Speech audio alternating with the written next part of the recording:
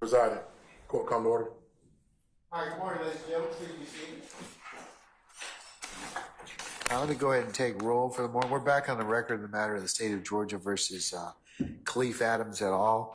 In 22 SC 183572. All right, Mr. Stillwell, Mr. Shart, good morning. Mr. Williams, Mr. Steele, and Mr. Adams, good morning. All right, Mr. Kendrick and Miss Hingerty, good morning. All right, Mr. Huey and Mr. Matthews Jr. and Sr. All right. Mr. Nichols and Mr. Harvey and Miss Westmoreland, good morning. All right, and Mr. Ryan and Miss T. Williams, good morning. All right. All right, Councils Brown, Smith, Uhelski and Atkins, and Miss Love, good morning. Good morning. All right. All right, Councils, let me first just go through, our jury's not present today. One of our jurors is still receiving some medical attention. We'll know more updates on her condition today. And then over the weekend, if you just keep an eye on your email, the court will let you know kind of where we are with her. Is still the court's intention that we will meet for 8:30 for an anticipated 9 o'clock start time on Monday. That would be Monday.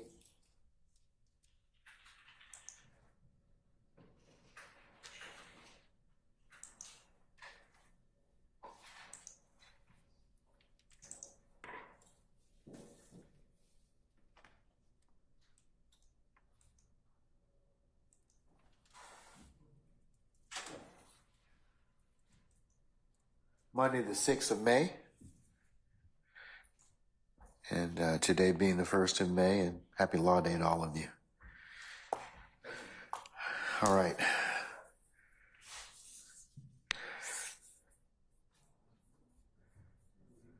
Do you know what Law Day is, Mr.? You had that queried look, Mr. Harvey.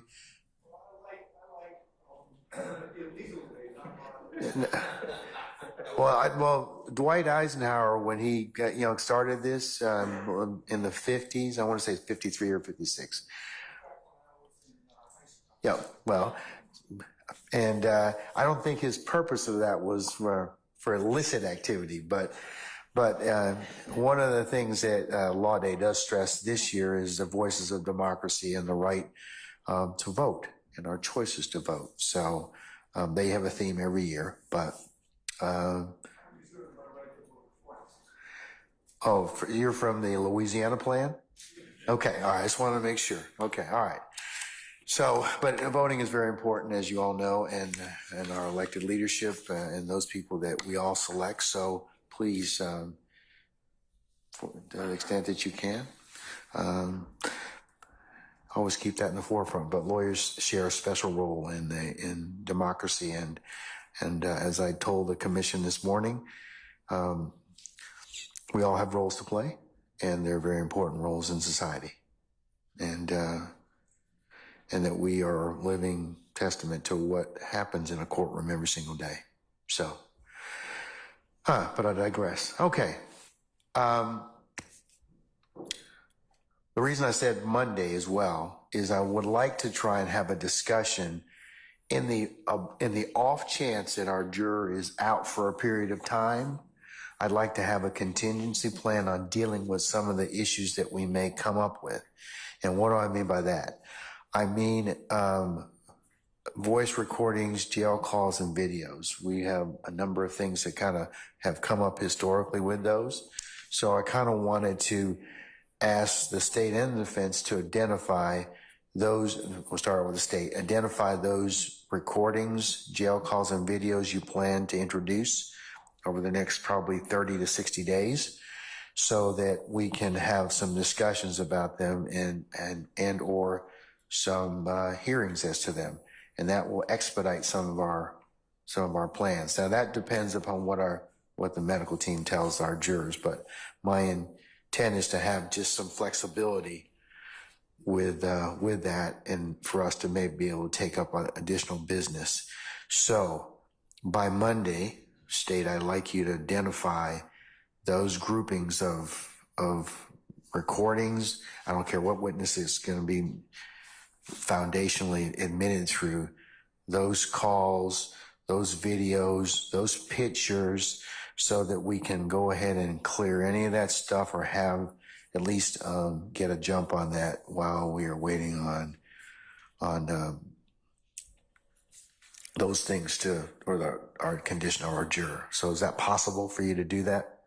I believe so, and Judge, will we, as far as the ones that may come up before 30 days out, will the court allow us an opportunity, or how would you like for us to handle those? What do you mean, the ones that are like coming next week, or what? Or we're supposed to come next week? Right, we've identified those, and those are the subject of one of the motions that was filed on the 15th by Mr. Williams. We can address some of those at the court's pleasure today.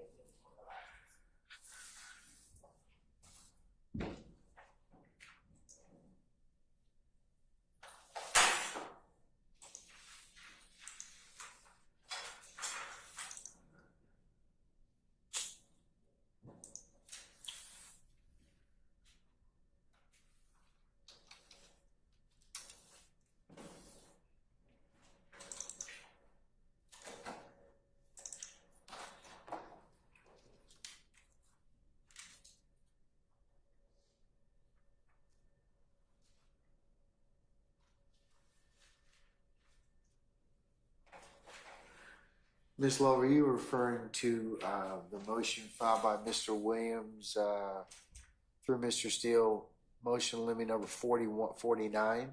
48.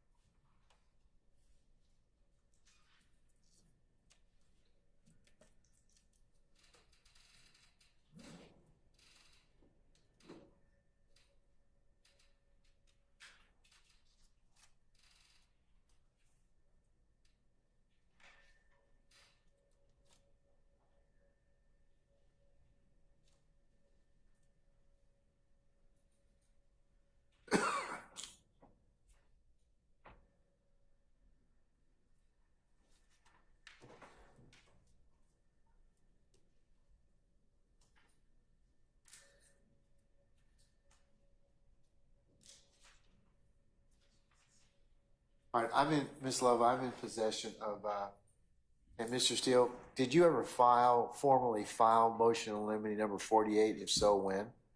I have a copy of it. You were kind enough to send all the litigants a copy of that, but did you file it on a particularized date, sir? I want to say it might have been, if it helps. Your Honor, I have a filing date for him of April 15th Okay. at 12 o'clock a.m. All right. Sir, does that sound right? Yes, sir. Okay. All right. So do we need to take up motion limit 48 and 49, or what? Much of it, just from my perusal of the motion, because 48 is 6 pages, but 49 is some 108 pages. So, and 49 covers the PowerPoint that you all were going to attempt to talk about later through, I believe, Investigator Dennis. All right. Judge, I think that 49 is not. I think that 49 is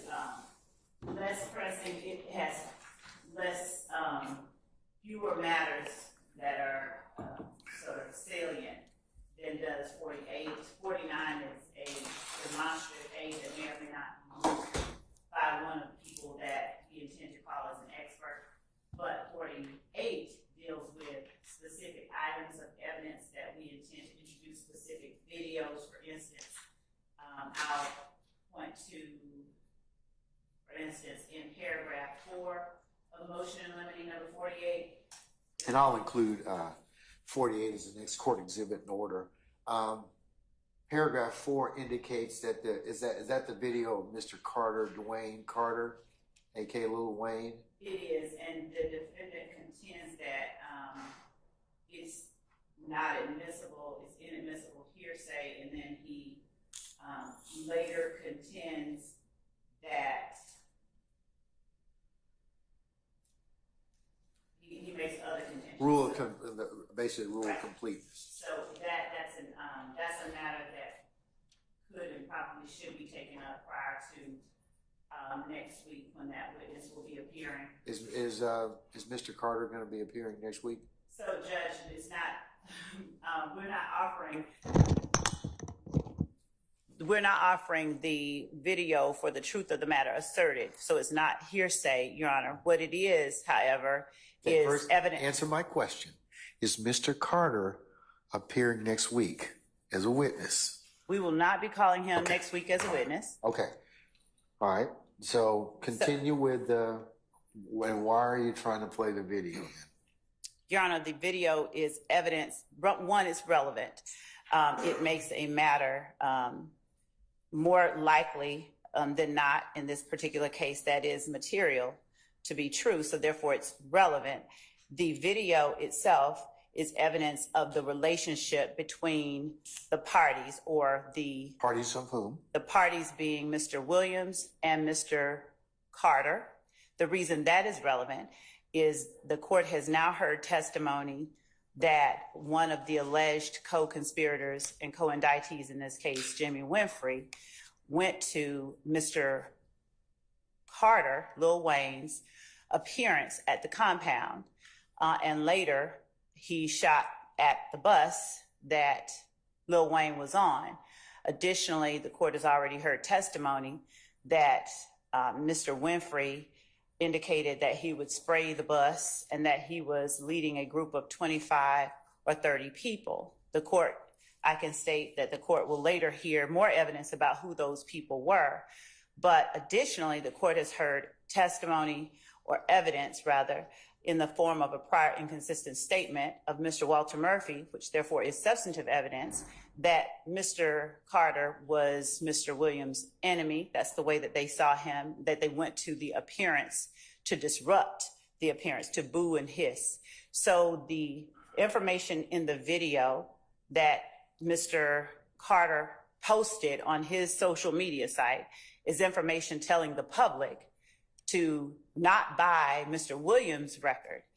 We also will be showing the video of Mr. Williams posted in the first part of the month of April, saying that he was going to release a mixtape under the name Carter 6, which was the album name that Lil Wayne was introducing, or at least was slated to release, but was not able to release because of disputes with Birdman, who was also mentoring Mr. Williams at the time. So there was this antagonistic relationship between the two that is played out over the course of time prior to the bus being shot up over social media. This video that we are intending to introduce is evidence of that, and we are offering it to show the nature of the relationship. So therefore, it is intrinsic to what is going on and not being offered for the truth of what is being stated. What's the first 43 seconds indicate for that purpose? So, Your Honor, what Mr.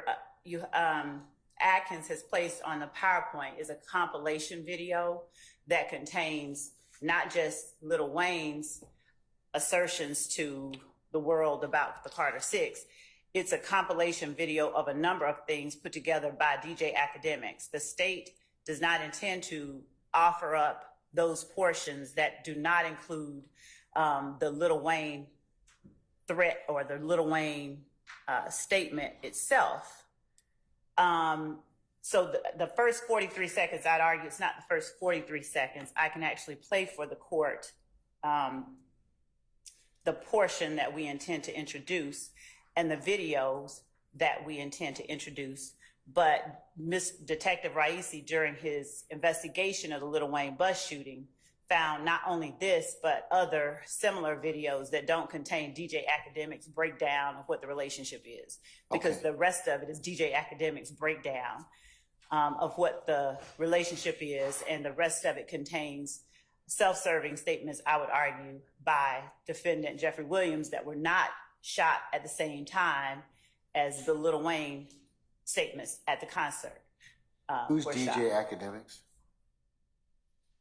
A person who was posting on social media that was chronicling, a blogger of sorts that was chronicling the relationship between. So is he coming, or she coming to testify? So we're not, no, DJ Academics is not, and we're not, again. How are you going to introduce these particular videos?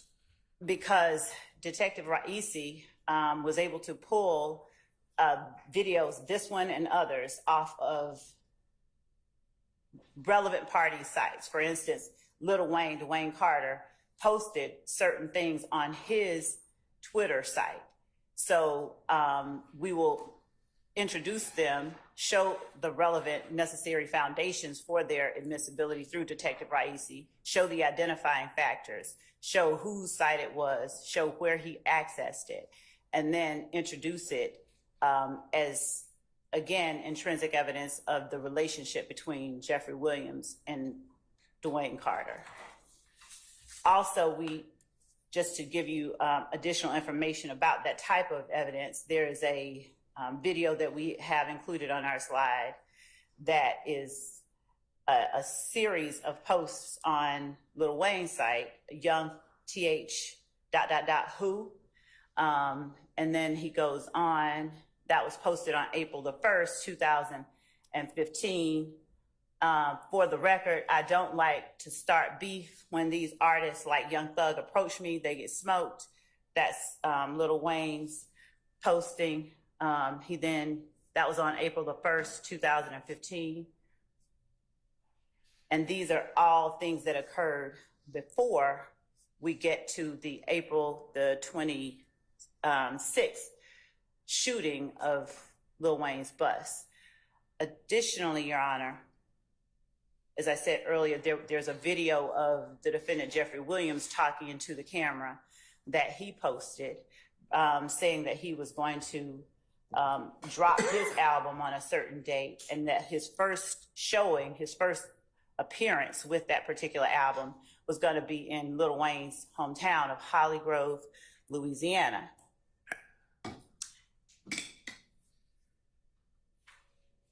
And that they were going to be bringing those, as he called it, those dicks. And then he pans to the back of the people behind him, and Jimmy Winfrey is one of the people standing there with an assault rifle. And there are other people in that video of defendant Williams with guns as well. So at the time, on the date, rather, that Lil Wayne made an appearance at the compound, defendant Williams was in Lil Wayne's hometown of Holly Grove, Louisiana, apparently getting booed on stage.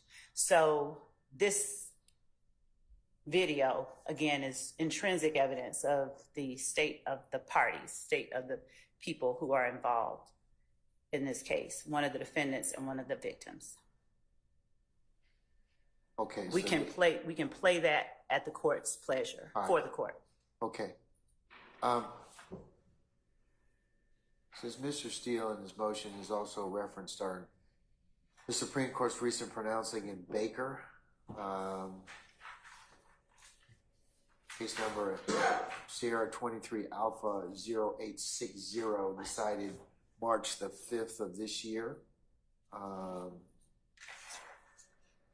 And 403, what is there any distinction between that in this particular what you're trying to elicit or establish? There is, Judge. That actually, the Baker ruling would have no impact on this evidence. And why?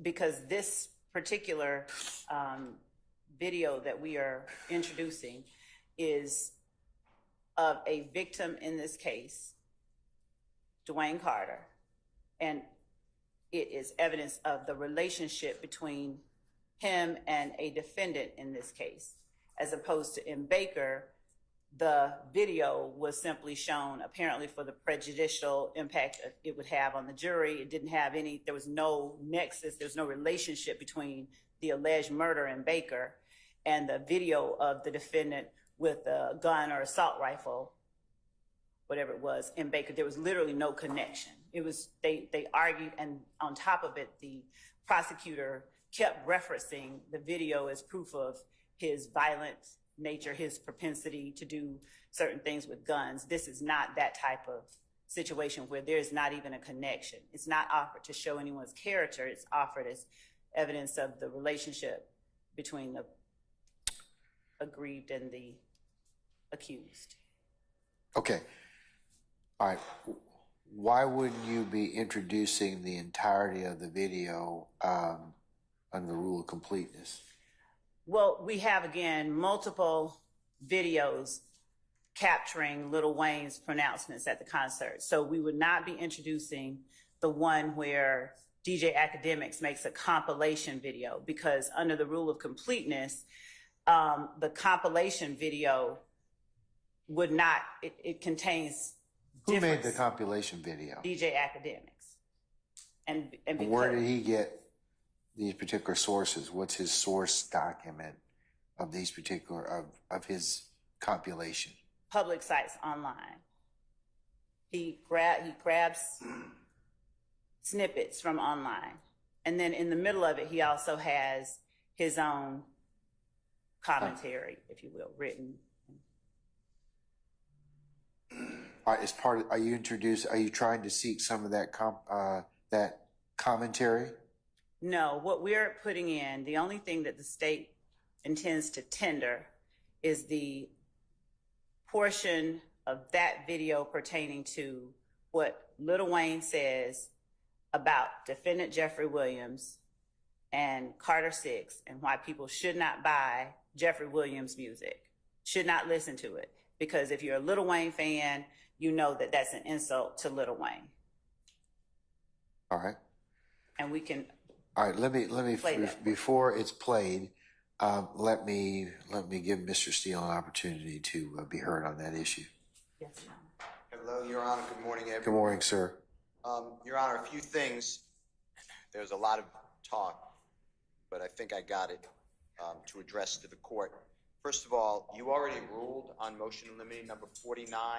That's why it's 100-something pages. I attached the entire exhibit. The state said that they just gave us the exhibit. They were not going to Tender it. They might use some of the some of the things that are referenced therein if a foundation can be laid. No, you excluded it all. It's all about operation planners. They have it's their theory of the case, basically, and you excluded it all already. In motion, if I need to say anything more, I will, but that was your ruling. In motion. Yeah, I did rule upon, I did, and they may not even be using it, so, They said. yeah, they may not use that anyway, so, Well, I would hope not if you ruled it out. yeah, Motion limine number 48 is what you've been referring to. yes. And the state said specifically there's several things. So we got a compilation of exhibits and slides that the state wants to use in the upcoming future of our trial. And I went through everything. Some things I couldn't open. I let the state know. So I'm still waiting on that. But everything I did see that I had an objection to, I raised an objection specifically. The part that you're talking about, all of the statements of a non-witness, I was told that Mr. Dwayne Carter, he's a performer known as Lil Wayne, he is not coming to testify. He's on the state's witness list. I asked if he's coming. They said no. They have no intention of calling him. So he's not a non-witness. So all of his statements are out-of-court statements. The prosecution says it's not hearsay because it's not being used for the truth of matter asserted, yet they say it is being used for the truth of matter asserted to show a relationship, and it's intrinsically intertwined. So you can't have it both ways. If it's not for the truth of matter asserted, then you don't care what he says, or it's a lie. But they're saying, no, it's actually an argument that Lil Wayne is angry at Jeffery Williams, a performer known as Young Thug. So the first issue I asked the court is, I believe it's being used for the truth of matter asserted. If it's not being used for truth of matter asserted, it shouldn't come in, because then it doesn't show any relationship. It's a falsity. The second part is this. These are, from what I have on the slides, these are little segments. It's clear that Lil Wayne is doing something. He's performing in front of audiences, and he's making statements. I have no idea. I would tell you if I could get it. I have no idea what was said before or after those statements. I don't know if it was said in jest. I don't know if it's said for to gain notoriety. As the court heard from experts who are qualified, an expert who is qualified to come in and talk about rap culture and the business in order to promote each other. Entertainers will get into arguments or do things together. They will promote their own concerts, they will promote their own albums, they will promote other people's concerts and other people's albums. Or they will get into an argument. They call it a rap battle. It's actually in one of the slides that you were told, the blogger. He talks about this is a rap battle. So they do it to gain notoriety for both of the artists. Without Lil Wayne coming in and testifying, we don't really know why he is saying these things. In addition to that, as I said, these are small snippets of a bigger case, of a bigger statement. So to me, having a detective say, I found this on the internet, is like what I did, and I disagree with your ruling respectfully, but when I wanted Trontavia Stevens to identify the song by Rich Gang, and you told me, yes, it's relevant because the state is saying that Rich Gang is wearing red and they're holding up gang signs, and here you are having they're doing a legit, a song. The jurors can weigh it out whether it's just for show or not, but you have the wrong witness because you said, how does he know if it's on the internet, if anything is true or not true or changed? So I didn't like that ruling, but you stuck that ruling hard, and therefore they need somebody to properly authenticate it, not just a person like I had Trontavia Stevens. They have Detective Racy coming in to say, I saw this on the internet. So I think I've addressed everything that the court said except one. I don't know if Lil Wayne posts. There are a lot of people. These entertainers are really busy, especially when you get to a certain level. They have people controlling their social media. So I don't know who posted it, why it was posted. Was it posted with the permission of Lil Wayne or not? Maybe it's express permission, maybe it's implied. But without having somebody say, yeah, I was there, I know what he said, that is accurate, and this is what it meant, I'm sticking to my really hearsay objection and no foundation. All right, let me hear the video. Let me hear it. Let me hear Yes, Your Honor. And what we'll play for the court is Can you mark it as an exhibit, please? So I can hear it? Yes. And make a kind of a 103 determination.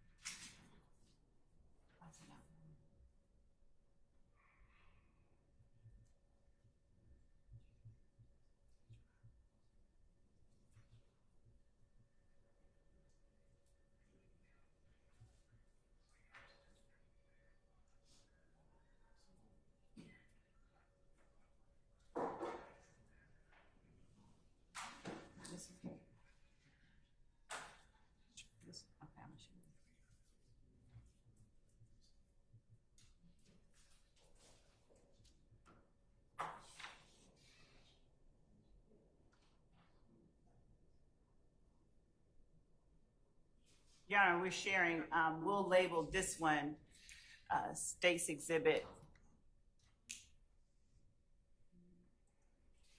1 Zeta Zeta. Zebra? Zebra. 1 Zebra, Zebra. Zulu, Zulu. Mr. Atkins is the military person. Your Honor, if one thing you can do, please. I'm just. Please, is that you show teach code mentor your colleagues. Military outfit. Yes, Your Honor. What? Or as they say, hua. So State's Exhibit 1 Zulu, Zulu, Your Honor. Yes, and 1 Zulu, Zulu is a, well, I'll just play it. I will take. I'm sorry? I'll take a look at one Zulu for the purposes of making it 103. Okay, and to be clear, this is not the compilation video. This is another one of the videos that we served in discovery that contains, this is part of what is in the compilation video. So it's a separate video than the compilation video. This is the part that we would be entering. So we would not even need to enter the compilation video to tender the video that we're showing to the court now. So are you saying, I want the defendants to make sure you understand, and they understand this as well. Even though you've given them this compilation video, it is your intent to just introduce this particular slice of, if you can lay a foundation as to time, place, and anything else, and this relatively lay that foundation. Is that what you're saying? Correct. This is one of the slices, and if there are others, it would be the same situation. So I wanted to just deal with them one at a time because Okay, this is let's do it first. okay.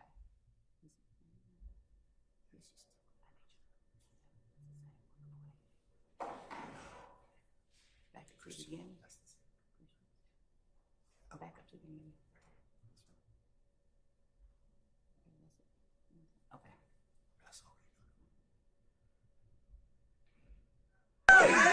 Before I go any further, I must let you know that I do have a new album coming out. It's called FWA. That's the Free Weezy album, so you know it's free. Free, y'all.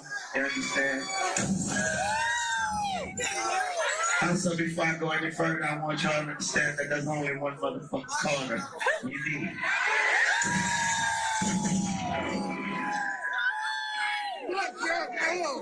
Also, before I go any further, I want y'all to do me a favor. If y'all ever have Rich Gang or whoever it is in this motherfucker, y'all let them know I said fuck.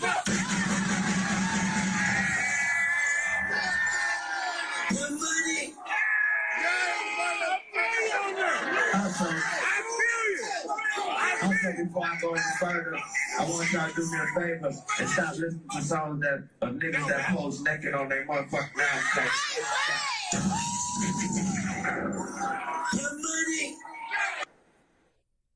So that's one of the portions that's included on the compilation video that we have as a separate video that we would be tendering.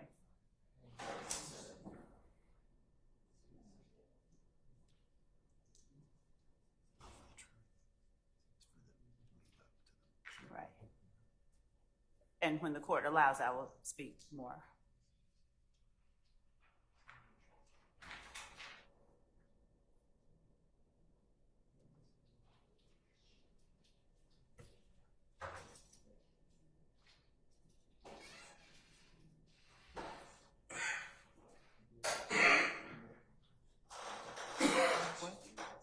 What did you say? He's just killing, like, that are, in addition to what we're talking about, fleshing out the development of the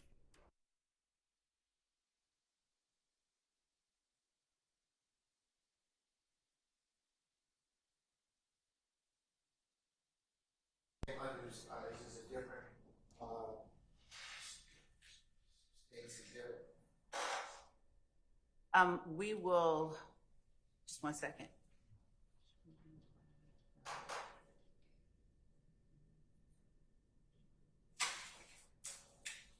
So State's Exhibit 2 Zulu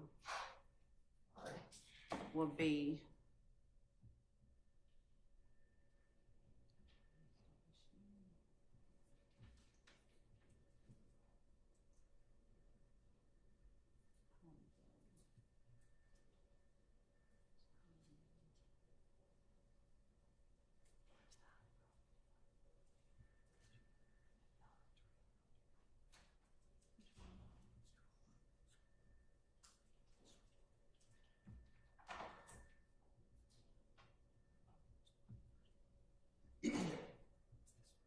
this with Marlon.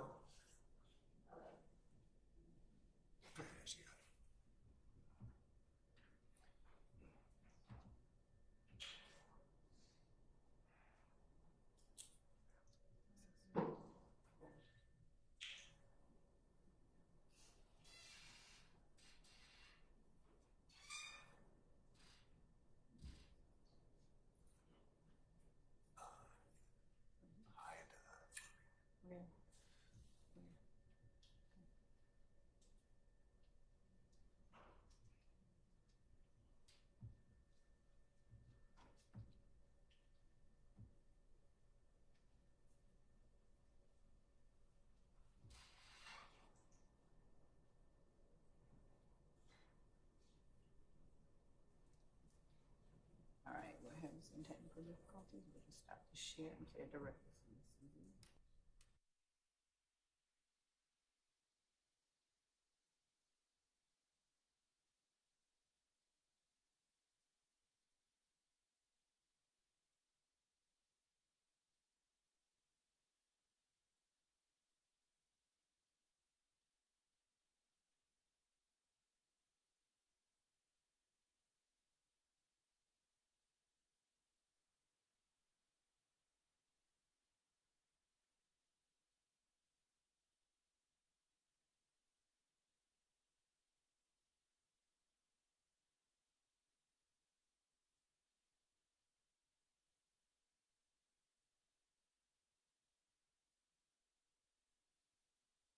Friday, first show.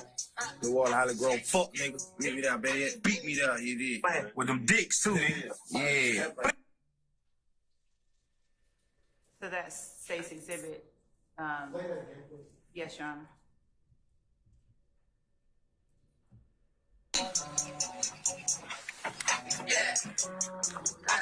Yeah, YSL. Carter 6 coming out. Friday, first show. New Orleans, Holly Grove, fuck nigga. Meet me there, baby. Beat me there, you did. With them dicks too. Yeah. And that, just for the record, that is made prior to the appearance of Jeffery Williams in Holly Grove, Louisiana. It coincided with his appearance there on the set. As he referenced Friday, he being Jeffery Williams, Your Honor, as he referenced Friday as the date that he was, just one second.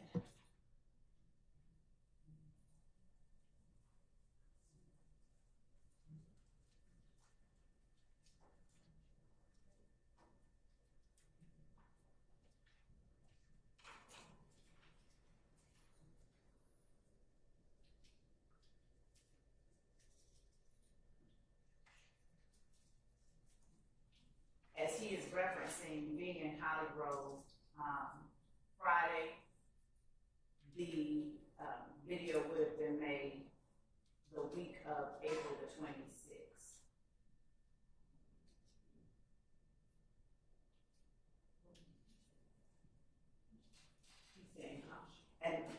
And Your Honor, the reason I'm saying that is what he is saying is he's coming to Holly Grove on, as the court hears, Friday. Yeah, YSL. Carter 6 coming out. Friday, first show. New Orleans, Holly Grove, fuck nigga. Meet me there. Okay, so Carter 6 has not yet been released at this point, and he references being in Holly Grove, New Orleans. He is in Holly Grove, New Orleans, the same night. Who being performed, Mr. Williams? Mr. Williams is in Holly Grove, New Orleans, on the same date, the same weekend that Dwayne Carter is here at the compound. And if the court will give me one more moment.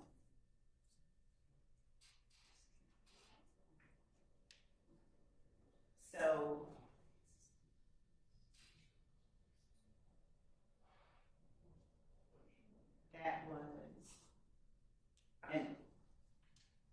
just by way of proffer, so on April 7th, 2015, Defendant Williams announced Carter 6 with an album cover and an April 17th release date.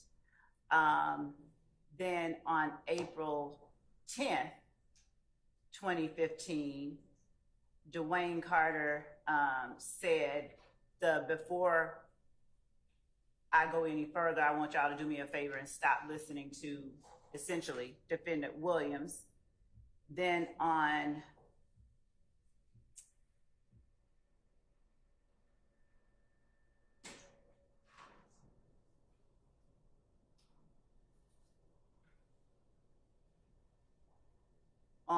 April the 14th of 2015,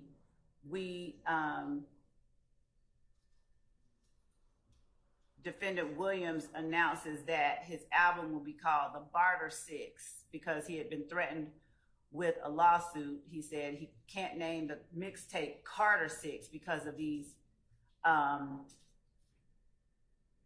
fuck-ass niggas trying to sue just like some hoes in an Instagram video that he posted. Big old blood, so Barter 6 on the fucking way.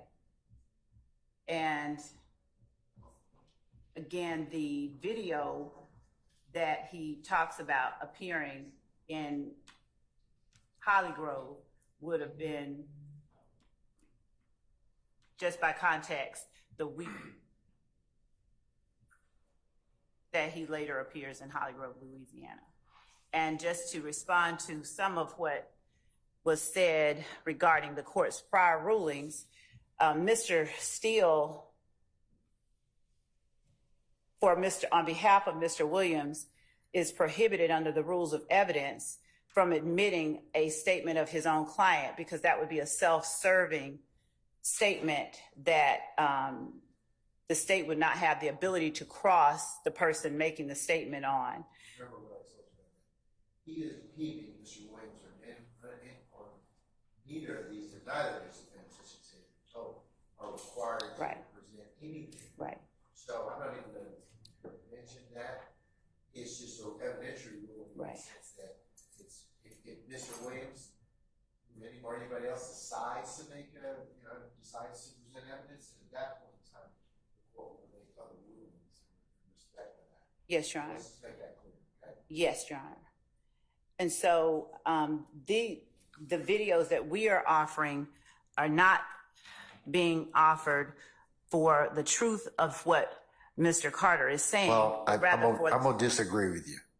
I'm going to respectfully disagree with you. It's just showing that he said that, Your Honor, and it's being. But it is for the truth of the matter asserted. It's a relationship, but you're using what Mr. Carter's saying. Now, if you tell me Mr. Carter's coming, okay, well then he can give context to it. That's why I asked you, is Lil Wayne or Mr. Carter coming to testify? Because he's the best person to lay the foundation. You're going to have some problems. I'm just going to tell you right now, admitting this evidence because even the guy that's doing this compilation, he may not know anything about it. I mean, and you're not having him come and testify and give some basis. So I'm not going to let you present that evidence because it is being offered for the truth of the matter asserted. It has confrontation clause issues that go along with it.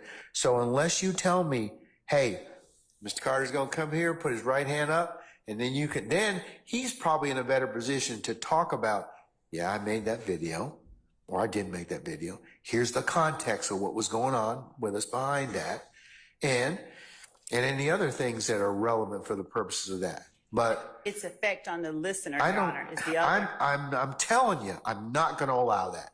So let's just move on from there. Okay? Your Honor, I do hear what the court says and always. So you're still going to argue with me, right? Judge, I don't want to. Okay, all right.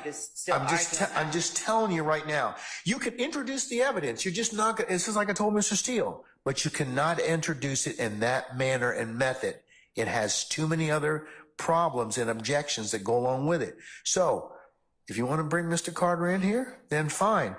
You'll have less of a problem getting this in. I understand what you're saying about relationship, but it's still the words themselves, and since there's no confrontation as to it. It's not testimonial, Judge. There's not a confrontation issue when it's not testimonial. And I know that the court is aware that the rules of evidence are inclusive rules, and I wanted to be able to I know present what the all of purpose of the federal rules of evidence, Right. or the state rules of evidence are, which we patterned. Right. So please don't be condescending to me, Ms. Lowe. No. I know, I rule upon the rules of evidence every single day. I get something right, something wrong, and that's the purpose. But I understand the object of the rules of evidence is to allow for most evidence to be admitted. However, it's got to be relevant and it's got to be for a particular purpose. Now, I'm telling you, if you get Mr. Carter in here, then you'll solve a number of your problems. I'm just not going to let it in at this point in time as presented. I'm not saying it's not relevant, okay? I'm not saying it's not for a particular purpose, but you don't have the right foundation. Your Honor, and the court relies on the officers of the court to present to the court the reasons why things should come in. And while I hear and understand what the court is saying now, the reason that I'm speaking is to ask that the court allow us to present to the court all of the reasons and ways that it is admissible without Mr. Carter coming in to testify, because that's what our duty is to give to the court, the relevant law that permits whatever evidence it is that we are tendering as evidence. So I'm just asking the court for permission to present to the court. Okay, how are you going to show context?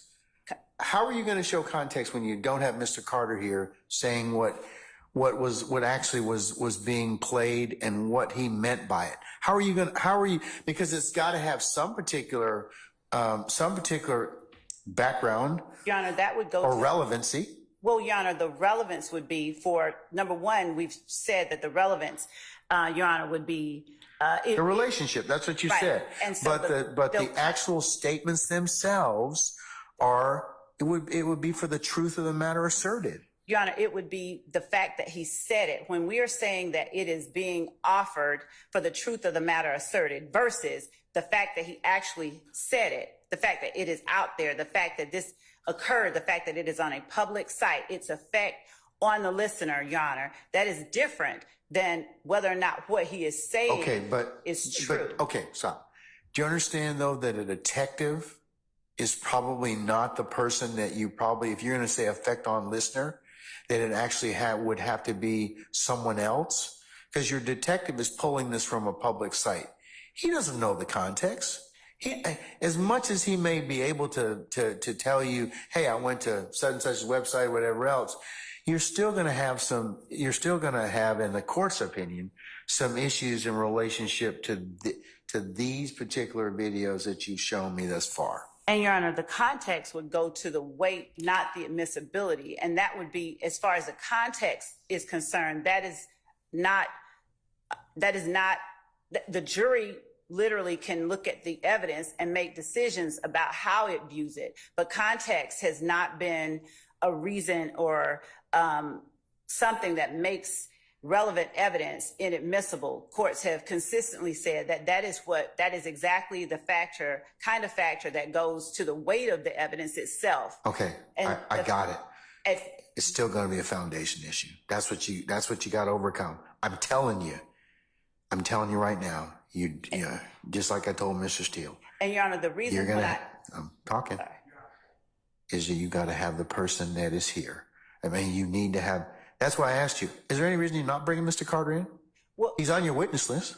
And Your Honor, that may still happen. And the reason that I made the statement that I made about the difference between the video that Mr. Steele was tendering and the video that we're tendering, Your Honor, not was to comment on whether or not he had to present evidence, but to point out. But I'm very much sensitive to the fact that we don't want to burden shift, and we don't want to potentially do anything because the defendants can decide what they want to do at the appropriate time. So we're not going to compare Mr. Steele And his particular, that was just an objection I made relative to the situation at hand.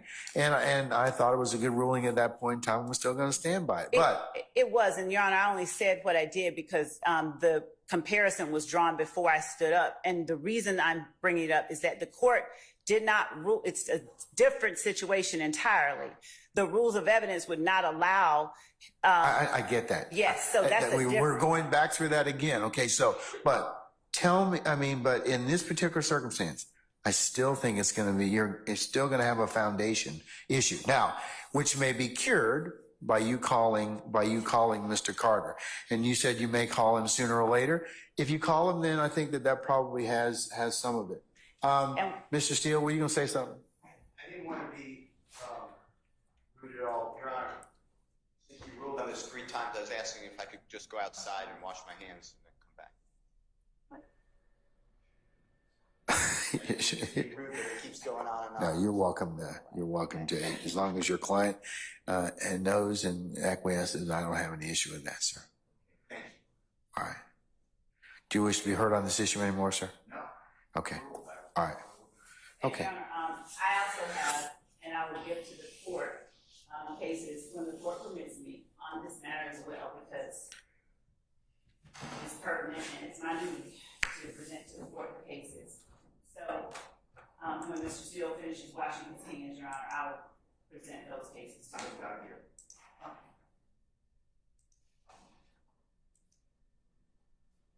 Okay. So we have. Hold on a second, ma'am. Let me sign into Westlaw, please.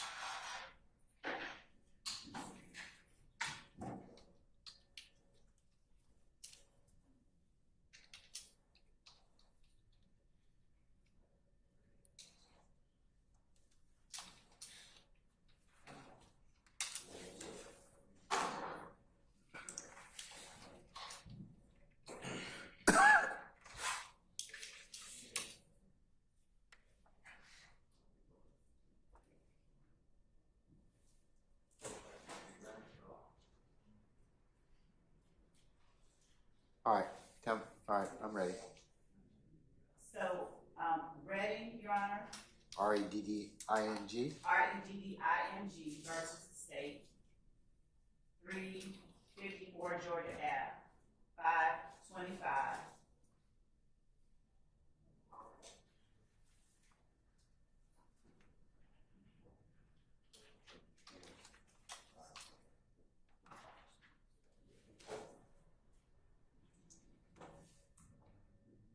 Yeah. 354 Georgia Appeals, what? 525. Thank you, counsels.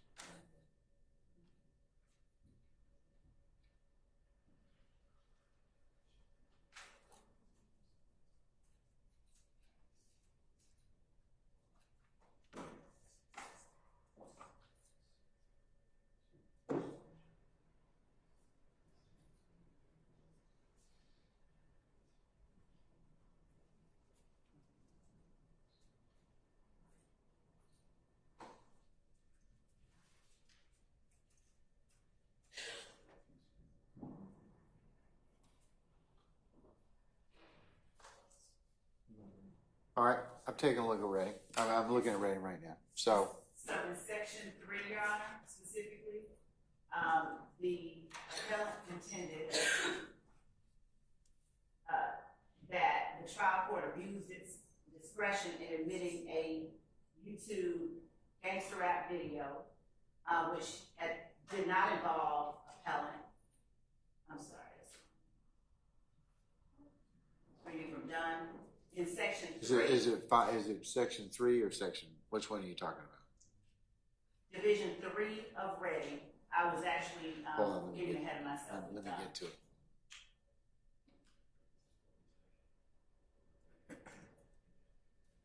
Seventh enumeration error. Okay. Yes. Is that it? Yes, Your Honor. Enumeration of error. Reading maintained that the trial court erred in admitting the YouTube video and other social media exhibits without proper authentication. And the court noted that the rulings on exclusion or admission are reviewed for a clear abuse of discretion. They then go on to point out that the Supreme Court has explained that documents from electronic sources such as printouts from websites like MySpace are subject to the same rules of authentication and may be authenticated. That's authentication. That's Right. not foundation. Right. Okay, that's different. And here, That's different. so here, Your Honor, in section, in I two got yeah. paragraphs down, it says that the investigator explained how she located the YouTube video and other social media postings through a search using known information and identified the materials at trial as those she had located on YouTube, and that they depicted 30 Deep and Goodfellas gang members, including Redding, whom she recognized from prior investigations. This was sufficient to authenticate the social media exhibits. The law enforcement's testimony, and then they go on to cite Blackledge. And they then said that the enumeration of error was without merit. Your Honor, pushing forward, additionally, as we relate to, as the court has said, when authenticating evidence, the proponent— Where are you talking about? Where's that coming from? I got it. I'm sorry. I'm with you. Okay. All right, go ahead. When authenticating evidence, the proponent must present sufficient evidence to make out a prima facie case that the proper evidence is what it purports to be. Once the prima facie case is established, the evidence is admitted, and the ultimate question of authenticity is decided by the jury. They cite Henderson. Where is that? Where is that in Reading? Your Honor, it comes from Brantley versus the state, 370 Georgia Ave. Is that cited within Reading? No, Brantley is a 2024 case, which Well, you skipped to something else, so. So I was actually, they're echoing the same principles, Your Honor. That's my apologies for not being clearer. So what is the site for Brantley? Is it Brantley? Yes, versus the state. 370 Georgia Ave, 757 at 370 what? Georgia Ave what? 757. Penn site 767. Okay. And it's a 2024 case.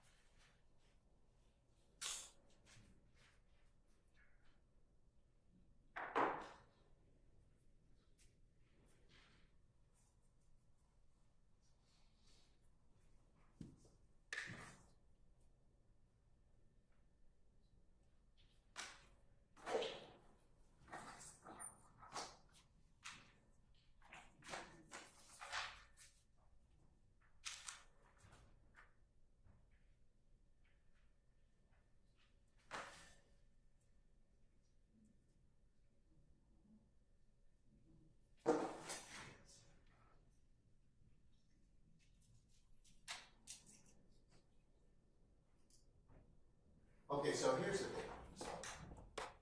thing. And colleagues understand. There's foundation, there's authentication, but you're still going to have a separate hearsay objection as to what was said.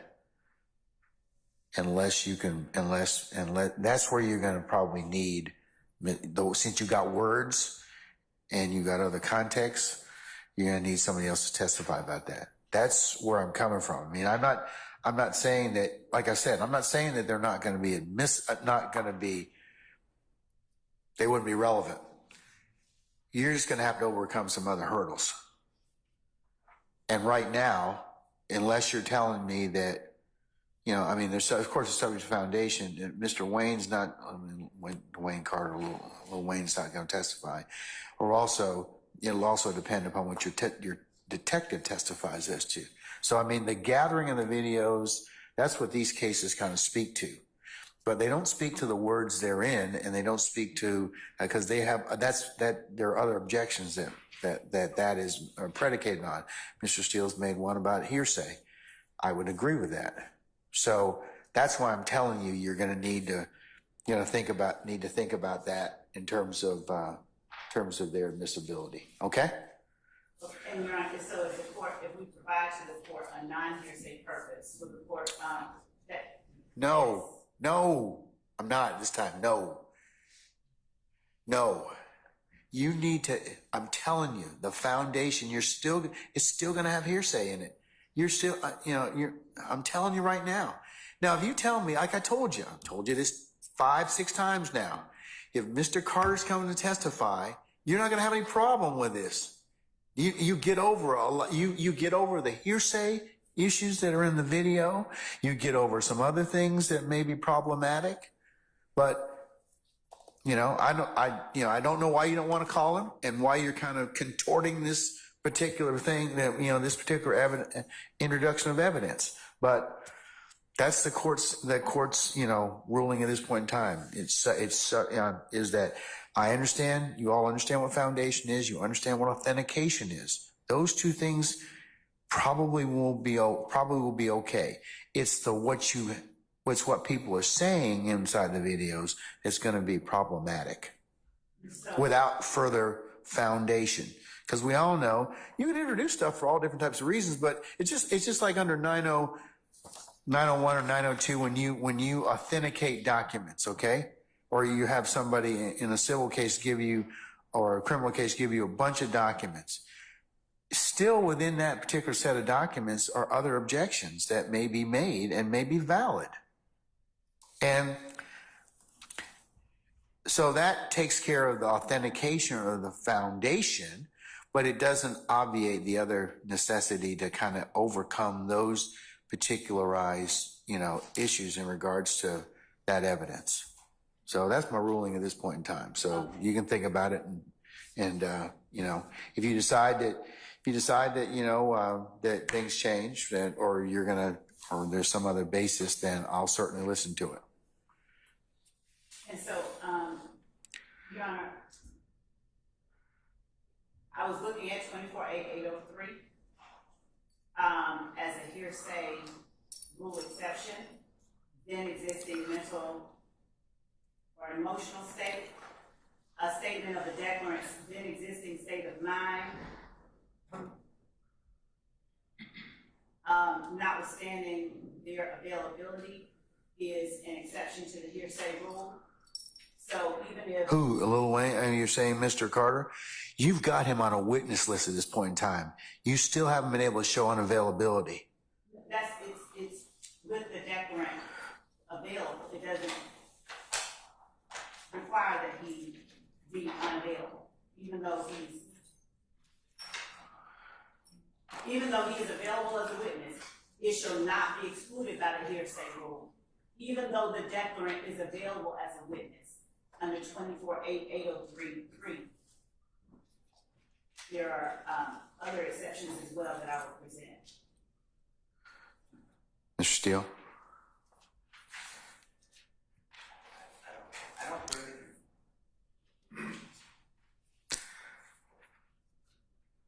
So anyone's state of mind when they're speaking, then, according to what I just heard, then you don't have to bring them in court. Yeah. I'm not buying that one, Miss Love. try another one. It seems like you all are trying really hard not to call Mr. Carter. And that's your choice. If you don't call him, then, you know, my ruling will stand on these particular, the exhibits that you're trying to introduce at this point in time, as it pertains to states 1 Zulu and 2 Zulu. Your Honor, well, 2 Zulu is defendant Jeffery Williams. That's a statement of a party opponent. So Okay, that's all different. But the reason that But state 1 Zulu, and you are correct. I would probably say you're correct as to that over Mr. Steele's objection. But because we've had discussions about that before in prior. But as it pertains to 1 Zulu, I'm not going to permit it at this point in time. Yes, Your Honor. And Your Honor, I will not persist in presenting other alternate reasons for admission. Your Honor, what we'll do is if there's a need to supplement the state's position, we will do so in writing. And Your Honor, I believe that it is our duty, if there is a evidentiary rule that keeps relevant evidence from being excluded, I believe it is our duty to present that to the court. And that is the reason that we speak despite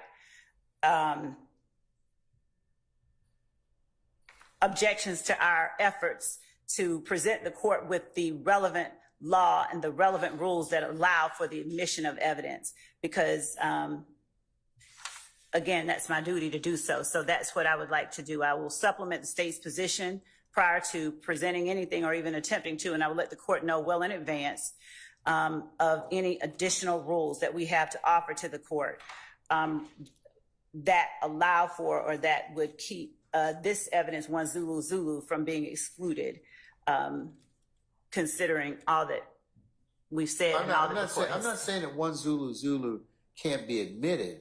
It's just, it's subject to some foundation at this point in time.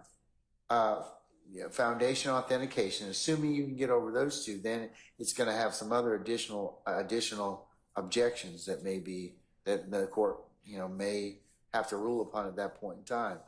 But, I've given you my thoughts. So, I'm trying to make it so that at least we can kind of be as efficient as possible. Right, and that's why I'll go ahead and I'll pause on that, and I will just present any supplemental authority for our position to the court in writing and counsels for the defense, so that the court has an opportunity to read it well in advance of us tendering that evidence. Just don't do it. We won't. Just don't do it so close enough to the, just don't do it either. And then give the court enough time to and your colleagues across the way enough time to respond. We definitely will do that. We will not hamper the smooth All right. flow. Do you have any other tapes or any other videos you wish to go ahead and talk about at this point in time? Just 1 second, Your Honor.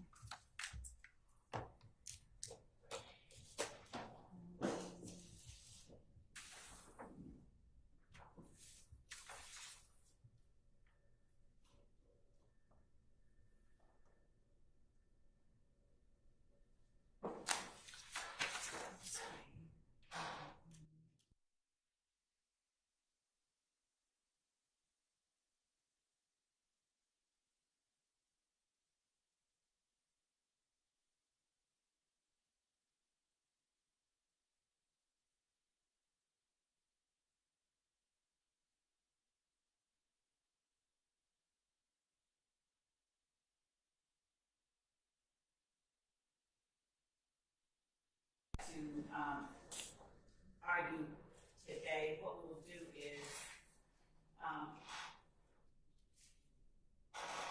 present to the court in writing as the court has asked us to, the support for the admissibility of any other videos that we intend to show over the next several weeks. Okay, yes.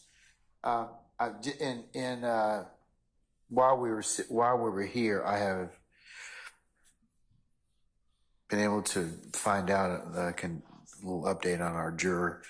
She seems to be doing better. She's going to be with us on Monday, unless something changes. So That's what we have understand at this point in time. So we will start at the regular appointed time on Monday, which I need you all to be here for 8:30 so we can take up anything that we may need to take up. Is there anything I need to take up prior at 8:45 before our jurors come at 9 o'clock? Mr. Sharp? May I just get a little clarification on what the state just announced? I know that they said they didn't want to litigate about any other videos today.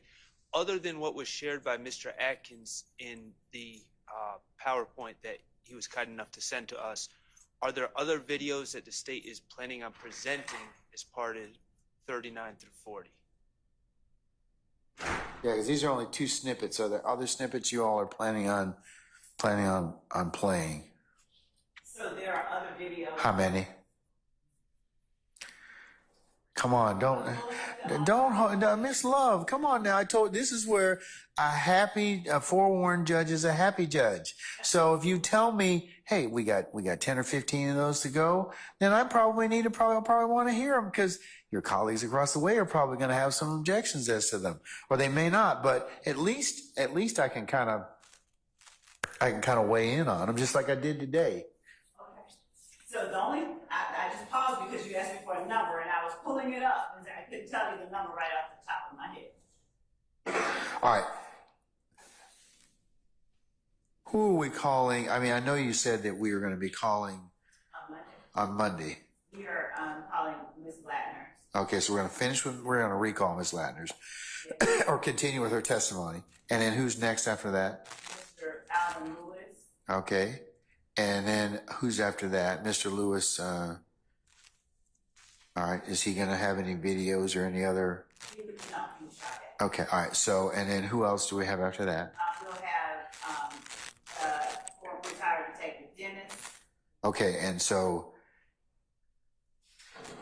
and Detective Dennis will have, I'm sure, we qualified him as an expert already.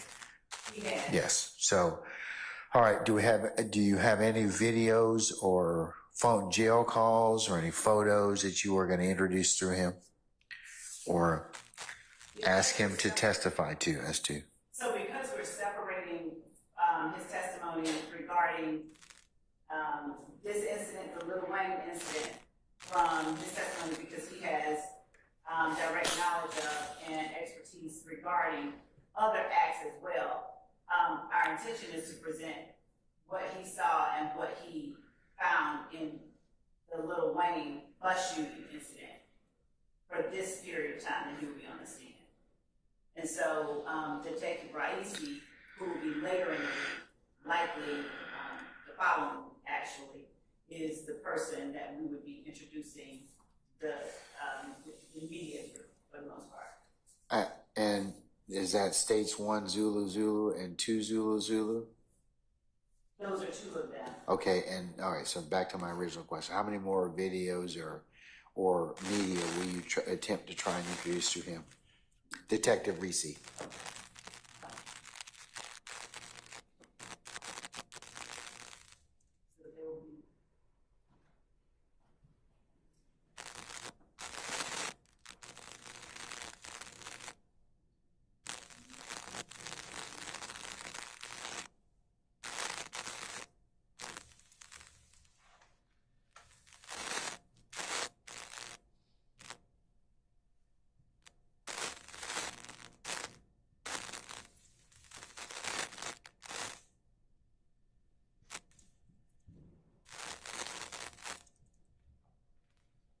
Something like that.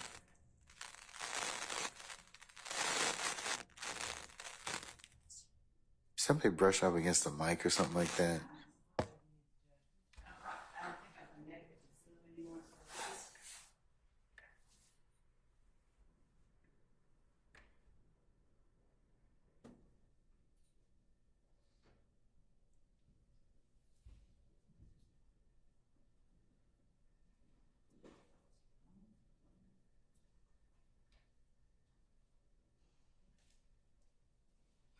Excuse me.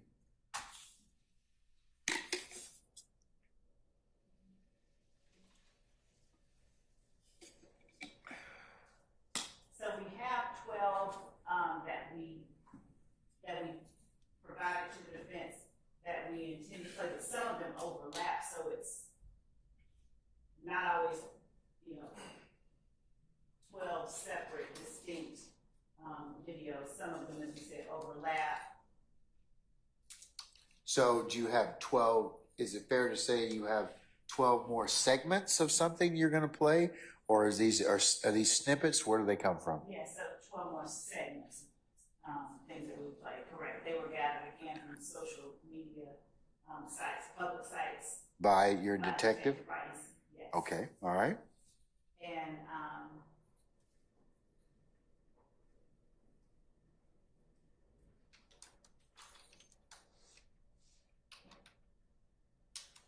Do you have those? How long are the length of those snippets?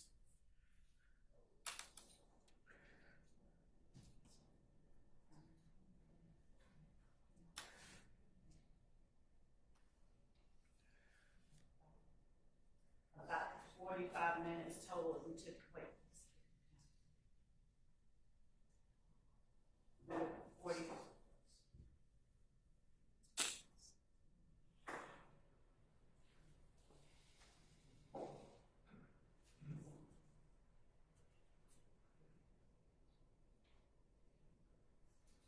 Are they varying lengths? Yes.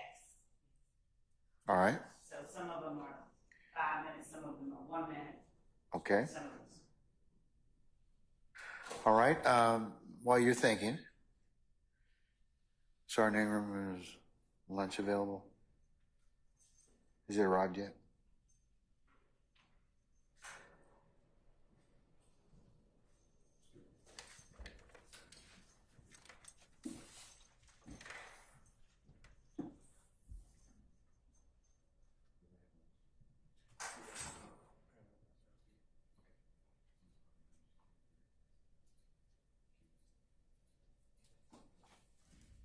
All right, here's what I'm gonna do.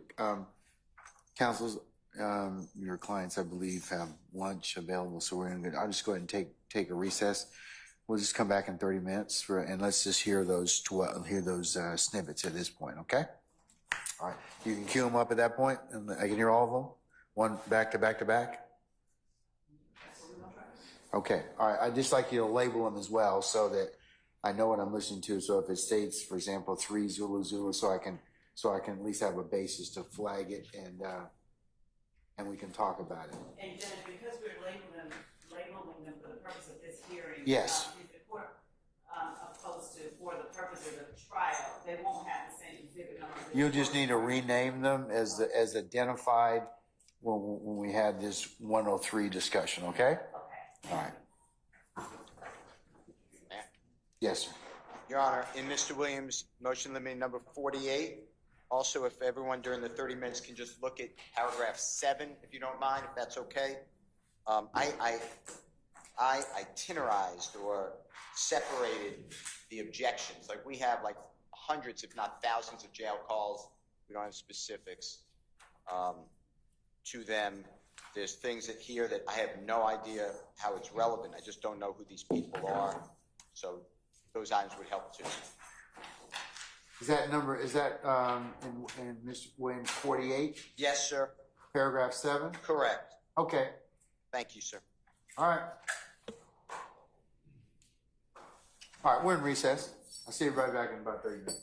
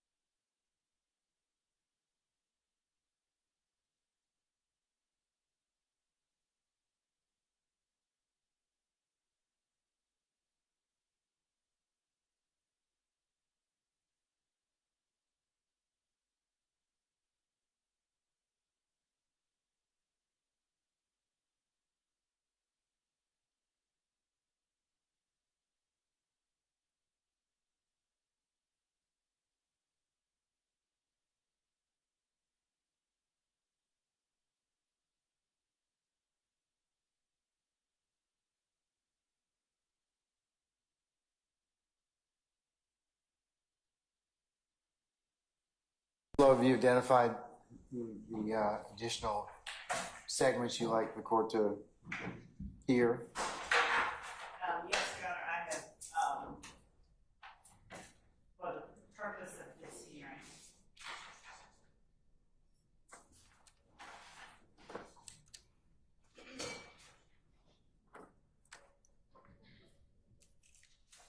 I have labeled additional segments as 3 Zulu Zulu through 7 Zulu Zulu. All right, let's hear 3 Zulu Zulu first.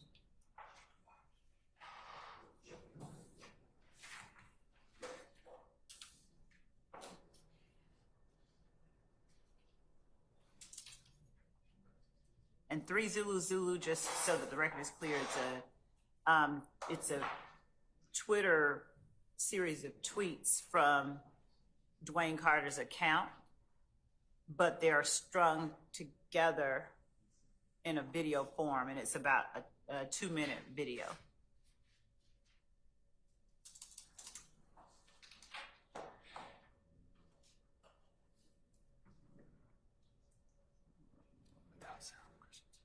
Okay.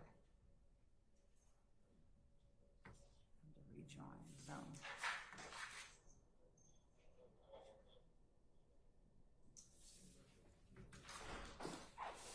And my apologies, I think I have to be let back into the Zoom feed.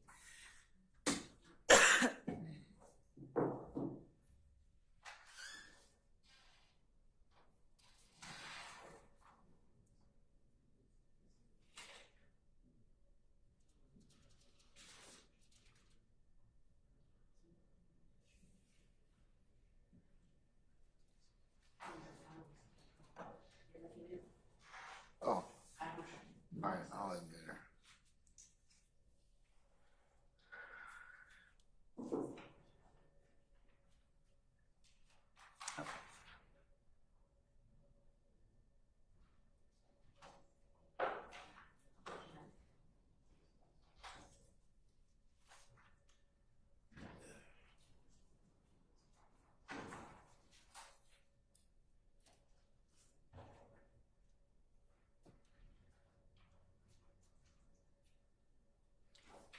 And so this is the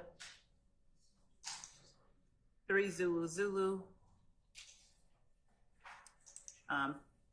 posted March 19th, 2015. Dwayne Carter, my legacy will still be continued by me.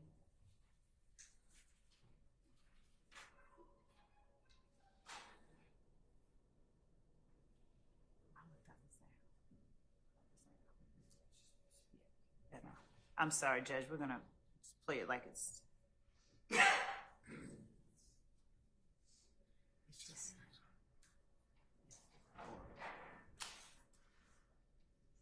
mean, we can take.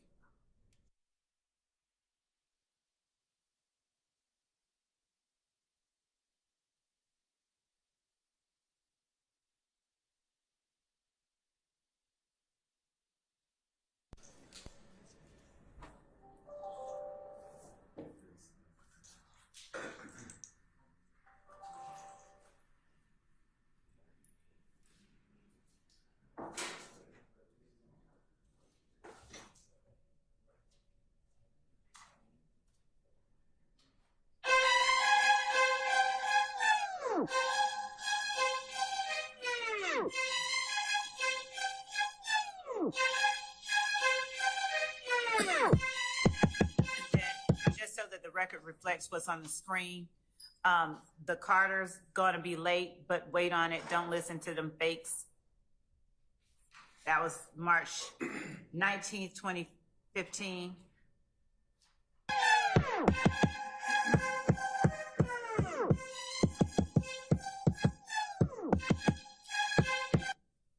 The next tweet is my legacy will still be continued by me. Fuck them fake ass thugs. Word to Slim.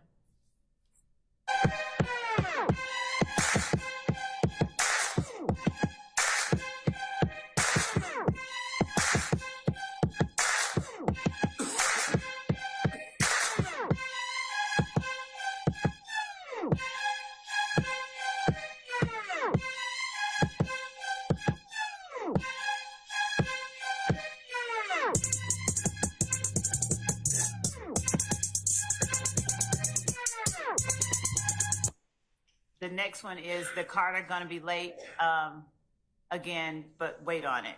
Don't listen to them fakes. The next one is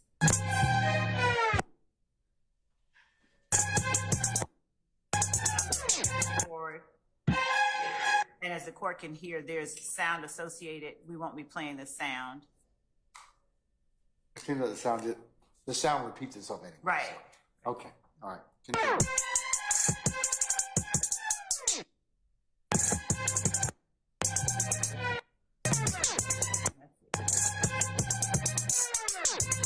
And that's the extent of State's Exhibit 3 Zulu.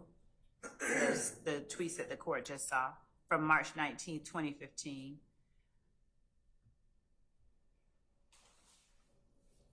States 4 Zulu is a compilation video. The state does not intend to play the whole thing. We have 45 seconds to 1 minute and 8 seconds that we'll be playing.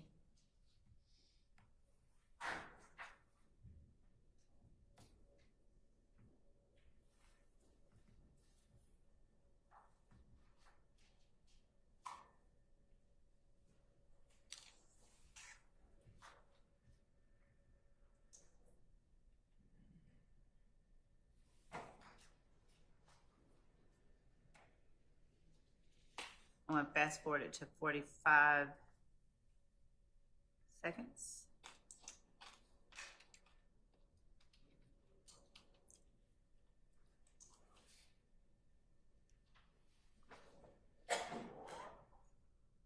That was one of the illest rumors, and like, that's crazy. What is it? Is it really the... Get up a little bit so the court can hear the question posed. That's my commentary. Really doing the Carter 6? I gotta ask you. Yeah. That was one of the illest rumors, and like, that's crazy. What is it? Is it really the Carter 6? I don't know, cause Wayne coming out with more albums. So I don't know if he gonna name one on the Carter 6. It depends on what he name his album. But if you leave that lane open. Yeah, I'm going. Carter 6. Carter 6 to 10. He did 1 to 5. I'm gonna do 6 to 10. I just watched it.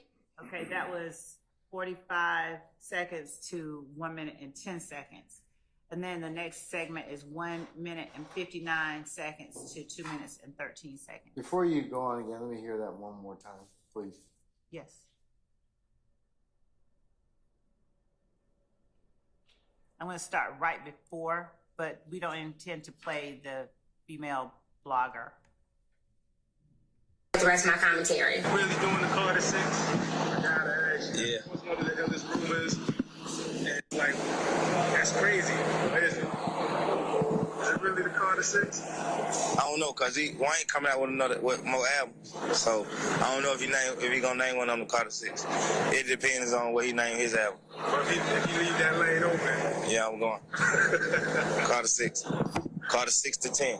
He did 1 to 5. I'm gonna do 6 to 10. I just watched that interview. So he said that he wants to name.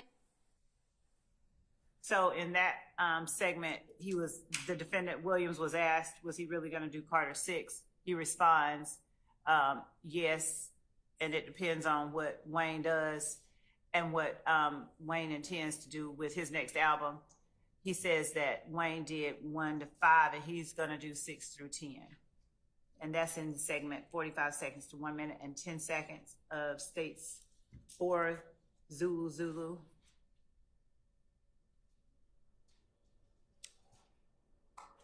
May I continue to the next one, or do you want me to pause? All right, okay. Okay, so going to 1 minute and 59 seconds.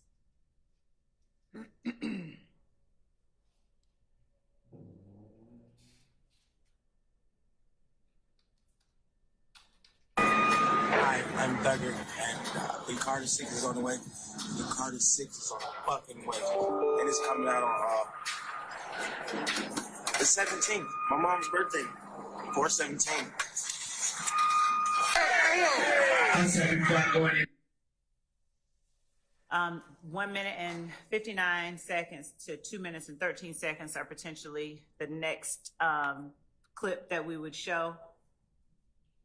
Following that is a segment we've already shown the court, so we're going to skip past this next segment with Dwayne Carter talking about telling fans not to listen to Jeffery Williams. We're going to go to 3 minutes and 39 seconds.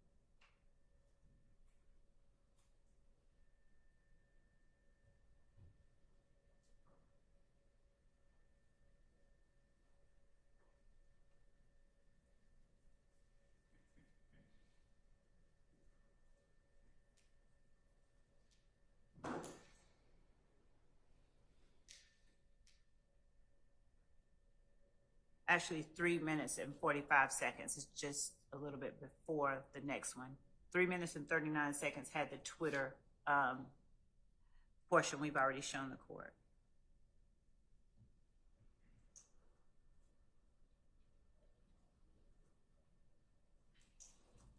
Put an end to the whole Carter 6 fiasco. Lil Wayne is suing Young Thug. So right now, Young Thug cannot come out with the Carter 6 album. And he basically announced that today on Instagram. Young Thug was really pissed off. Go ahead and check out what Young Thug had to say about the situation right here.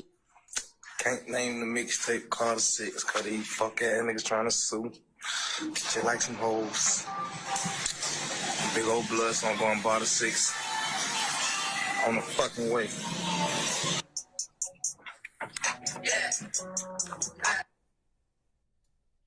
So at 4 minutes and 26 seconds, that's coming up. What's on the screen now is the portion that we've already shown the court, which was to Zulu.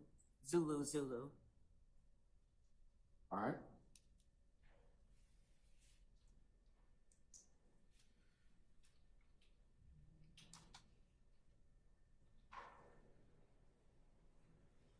State's Exhibit. Those are the portions from State's Exhibit for Zulu. So I'm going to just stop the share on that.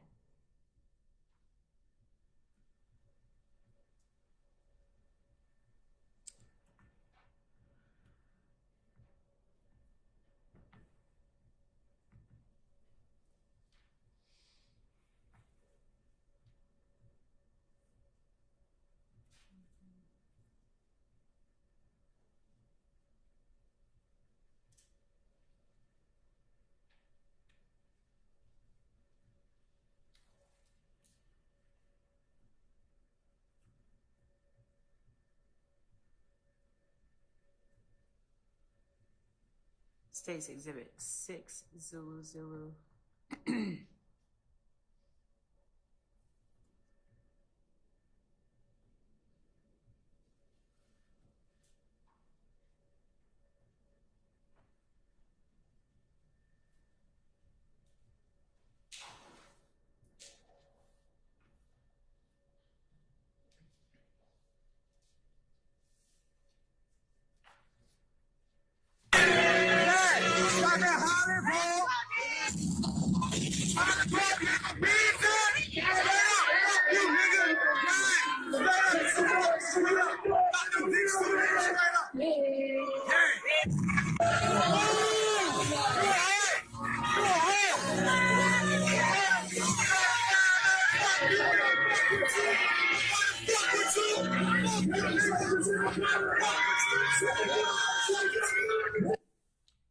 That was footage from Defendant Williams' appearance in Holly Grove. That is 6 Zulu. 7 Zulu.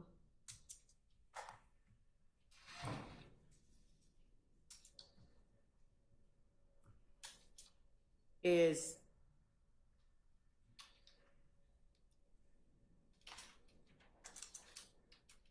related to not Dwayne Carter, but a different person, a different artist that was looked into. The footage itself was looked into by Detective Rice. Who and for what purpose? This is after Defendant Williams began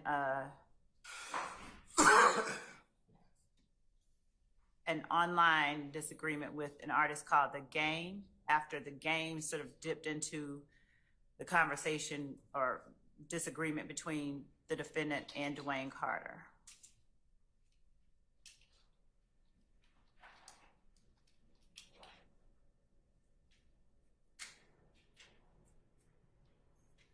And the people on this video include Defendant Stillwell,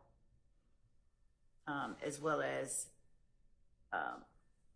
YSL member Quindarius Zachary. And Your Honor, just for the record, I'm just going to say right now that I'm going to strenuously object to admitting this video. It has absolutely nothing to do with 39 through 40. It is complete character evidence, and this is exactly why I wanted the state to show the videos that they planned on playing, because this is just preposterous that we're going to enter this video into evidence as something to do with 39 through 40, where it's just basically my client running his mouth with Quindarius Zachary, and has absolutely nothing to do with the Lil Wayne incident. And while the state can sit here and claim it does, I would like to know what live testimony would be provided to connect that. It's people that actually have firsthand knowledge of anything that could connect what is about to be played with the Lil Wayne incident. It doesn't exist. All right, let me hear it first, and then we can talk about it again. And Your Honor, my colleagues are reminding me that this may have been litigated and it may have already been deemed admissible, but if they're wrong, we're going to play it anyway. Your Honor, that's a complete misstatement. I brought it to your attention, and you need to understand the context of everything before you make any rulings. Yeah, let me hear it. So, Okay. all right. What did you say?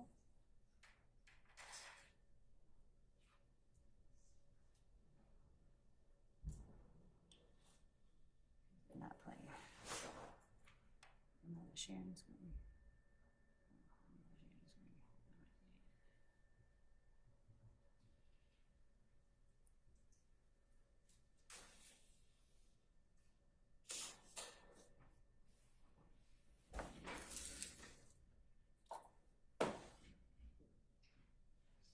Why am I not in this? Why am I not able to see this?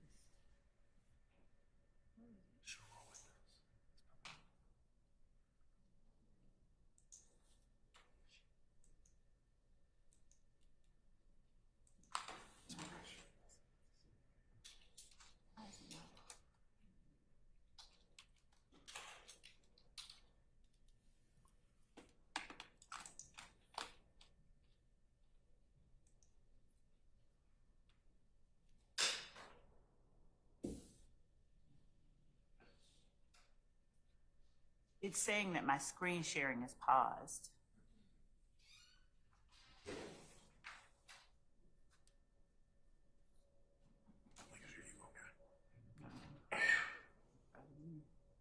Probably tried to open up something else along with it. So. Okay. That same shit that got Big and Tupac killed, little fuck, nigga. Pussy ass nigga, get your bitch ass killed. YSL for life. Yeah, Can't call that loud. Hey, gang, you bring your pussy ass down here, you gonna see me. I'm at your fucking neck. Fuck anybody.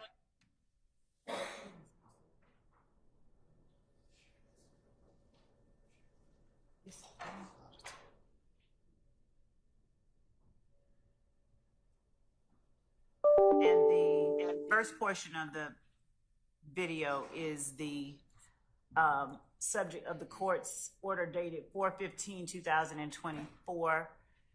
And then the remaining are pictures of various YSL members afterwards. Just after the video, SB with the shit at Los Angeles Confidential, and at Thugger1. At SB with the Shit is the handle for Shannon Stillwell. At Thugger1 is the defendant Williams. And at Los Angeles Confidential is not Lil Wayne, to my knowledge. I don't know what that has to do with Just that. already admitted this. And on April 15th, 2004, we can share it with the court. The court entered the order denying defendant Shannon Stillwell's March 25th, 2024 motion to exclude. And that particular motion is the subject of this video, which they reminded me has already been, the motion for which has already been denied. If that order was signed, Your Honor, it's because the state presented you with a proposed order that was not accurate. Your Honor, I object to counsel's characterization of an order that the You court submitted a signed. proposed order, Mr. Sharp? No, because Your Honor hadn't ruled yet. Okay, well, Wes, can you pull the, I see.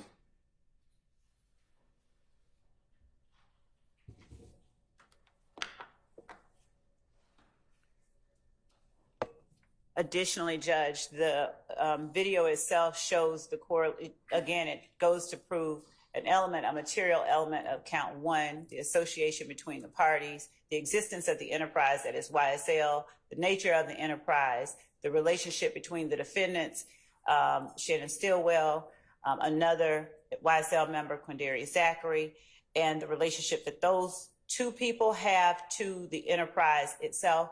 So it not only goes to prove count one and multiple elements of count one. As I stated earlier, this is their reaction to someone who had sort of stepped into that conflict that we allege resulted in the shooting of Lil Wayne's bus in April of 2015. So that is part of the reason that Detective Rice was looking into that as well. But we can share with the court. Your Honor, just because the state alleges that two completely separate things are somehow the same conflict doesn't make it so. I mean, we could allege completely unrelated crimes are somehow related and they wouldn't be admissible in the same trial. Just because Ms. Love's saying it, there's no evidence to support it. The game and Lil Wayne are two completely separate individuals. They have nothing to do with each other. And Your Honor, that does not make the video not relevant. Right, because it's propensity. And certainly propensity is relevant. It's not admissible. Judge, it's already been entered. The orders have already been entered. We had the whole argument previously. I need to take a look. I'm going to take a look at the order. Look, we've been in trial a long time, and you know, I need to look at the order. I'd like to refresh my own recollection as to order first. Yes, Your Honor. Did you find it? Oh, thank you, sir. And Your Honor, that was the day that we Sir, hang tight. Hang Okay. tight.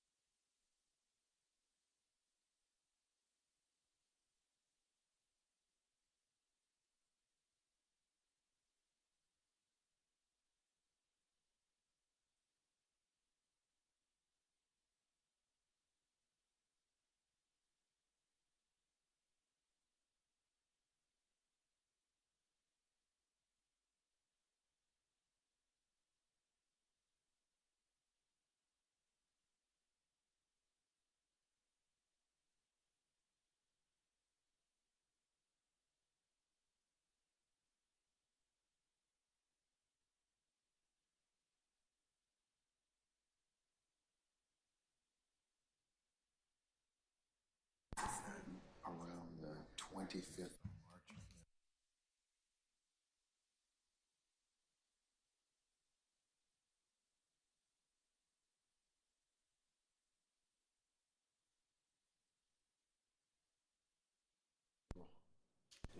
To April, yeah.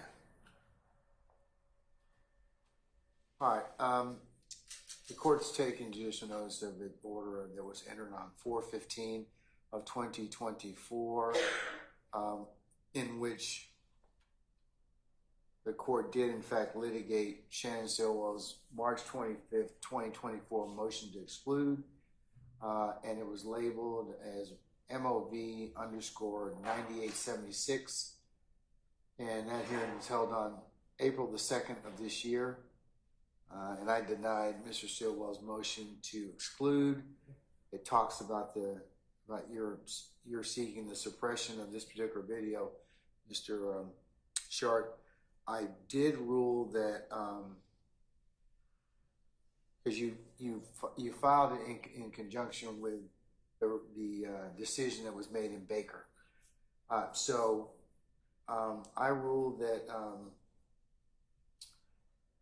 your contentions in the video and the statements contained therein are admissible under 401, 402, 403, subject to the proper foundation. So as long as the state can lay a foundation, then of course, then I will, of course, and it's also subject to any additional objections that be made at the time. So, Well, okay, subject to the proper foundation, I agree with, but I've already ruled on. I issued about a 5-page order.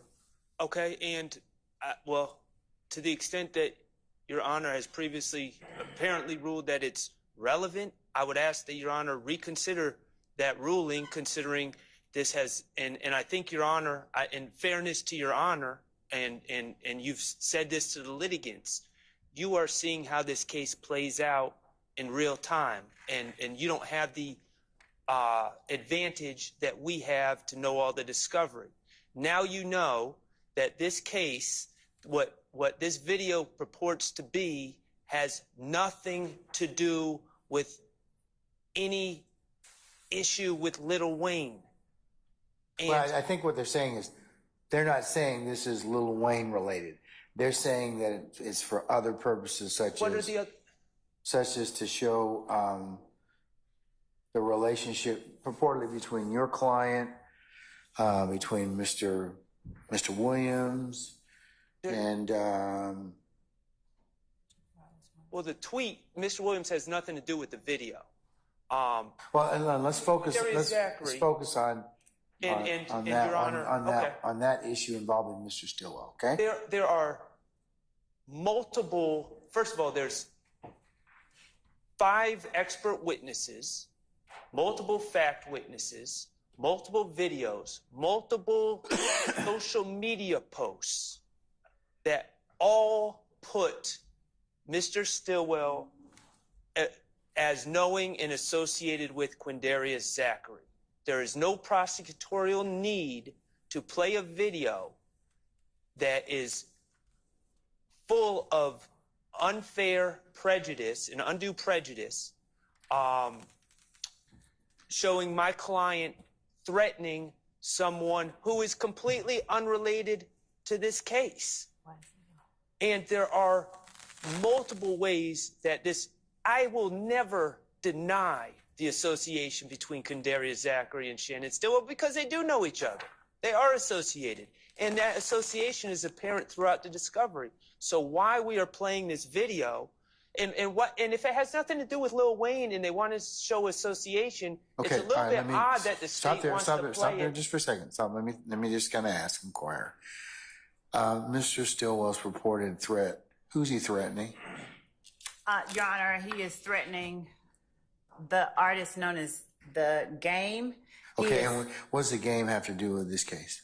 So, Your Honor, if the court heard the video. What does the game have to do with the indicted case that we have right now?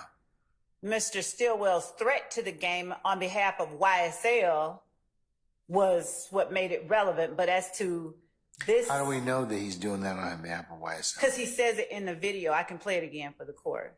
All right, let me hear it.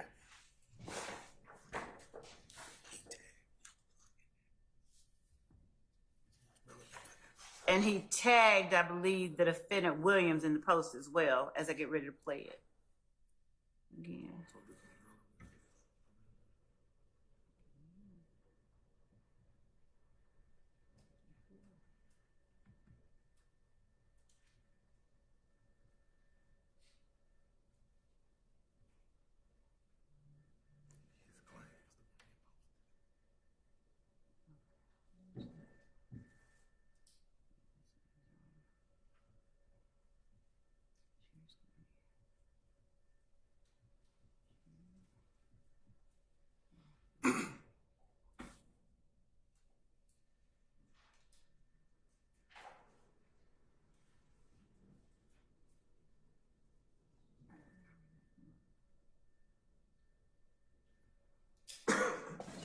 That same shit that got Big and Tupac killed, little fuck, nigga. Pussy ass, nigga, get your bitch ass killed. YSL for life. Yeah, Hey, call that level. Hey, gang, you bring your pussy ass down here, you gonna see me. I'm at your fucking neck. Fuck anybody.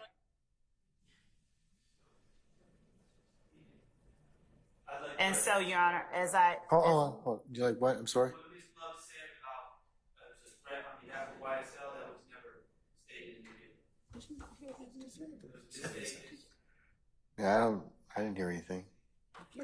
Play it one more time. Stop it where you think it says YSL. The threat is on behalf of YSL. Yeah, they gonna get your bitch ass YSL killed. for That's somebody else. life. Yeah, Hey, call that level. Hey, gang. Your Honor, Hey, call that level. Hey, gang. okay, so two things. One, it's a statement of a party opponent. It is statements of co-conspirator, Who's talking now? both Mr. Stillwell and Mr. Zachary, Okay. who is going to be testifying as well. Okay. All right. And in addition to that, even though this is not the primary reason that we were offering it, there's also the back and forth between that shows the game stepping into the Wayne Jeffery Williams conflict. But that's not even what the point of it all is, that it's relevant because it's a statement of a party opponent. It is a statement that shows their relationship to one another, the nature of the relationship to one another and to YSL, and the nature of the enterprise itself. This is the argument that we made. How's making a statement about the game, the enterprise itself? I mean, I see the other things about the relationship between the two, alleged co-accused, but I'll tell the court. The same, when he's talking about the same. he being who? When defendant Stillwell is talking about the same shit that happened between Biggie and Tupac, as the court is aware, they're both dead. And they have the guns up in this video. I think Zachary is sitting behind Mr. Stillwell. They're holding up guns. He's saying, bring your whatever ass down here. The same shit that happened to Biggie and Tupac, you gonna get it too. So they're making these threats. They're not making these threats individually. You hear Mr. Zachary or one of his other co-conspirators sitting behind him saying, YSL for life. And this is exactly the same kind of message that Mr. Williams sent out when he talked about people coming into the courtroom and telling the God's honest truth, you need to get killed, not on behalf of me, but that's from me and YSL. This is the same message that's going to be throughout, unless they're willing to stipulate that they are a criminal enterprise, that they are a criminal street gang, that they associate with one another and commit crimes in furtherance of that gang. They cannot stipulate away the state's reason for introducing this evidence. This is not an overt act. I'm sorry, you have to speak up, sir. Not an overt act. Additionally, the state is incorrect. I believe. I think the video will reflect, some other co-conspirator, as Ms. Love said, well, she can't even say who it was, A third party. Mr. Zachary did not say YSL on that video. It's a third party, and they can't even say who said it. But they're labeling them a co-conspirator. Additionally, there's no guns in this video. There's cell phones. They're not guns, to my viewing. So there's just, I mean, we're just misrepresenting everything here, and we're just trying to throw it in this case, and it has nothing to do with this case. And it's interesting, the state is now backing off and saying it's to show association. It's not involving Lil Wayne, it's to show association, yet they're trying to introduce it while we're doing the Lil Wayne case, which I find interesting. It has nothing to do with the Lil Wayne case. They have plenty of ways to show the association. The prejudicial impact of this far exceeds any scant probative value, if any exists at all, which I find dubious. And it needs to be excluded to ensure that my client receives a fair trial.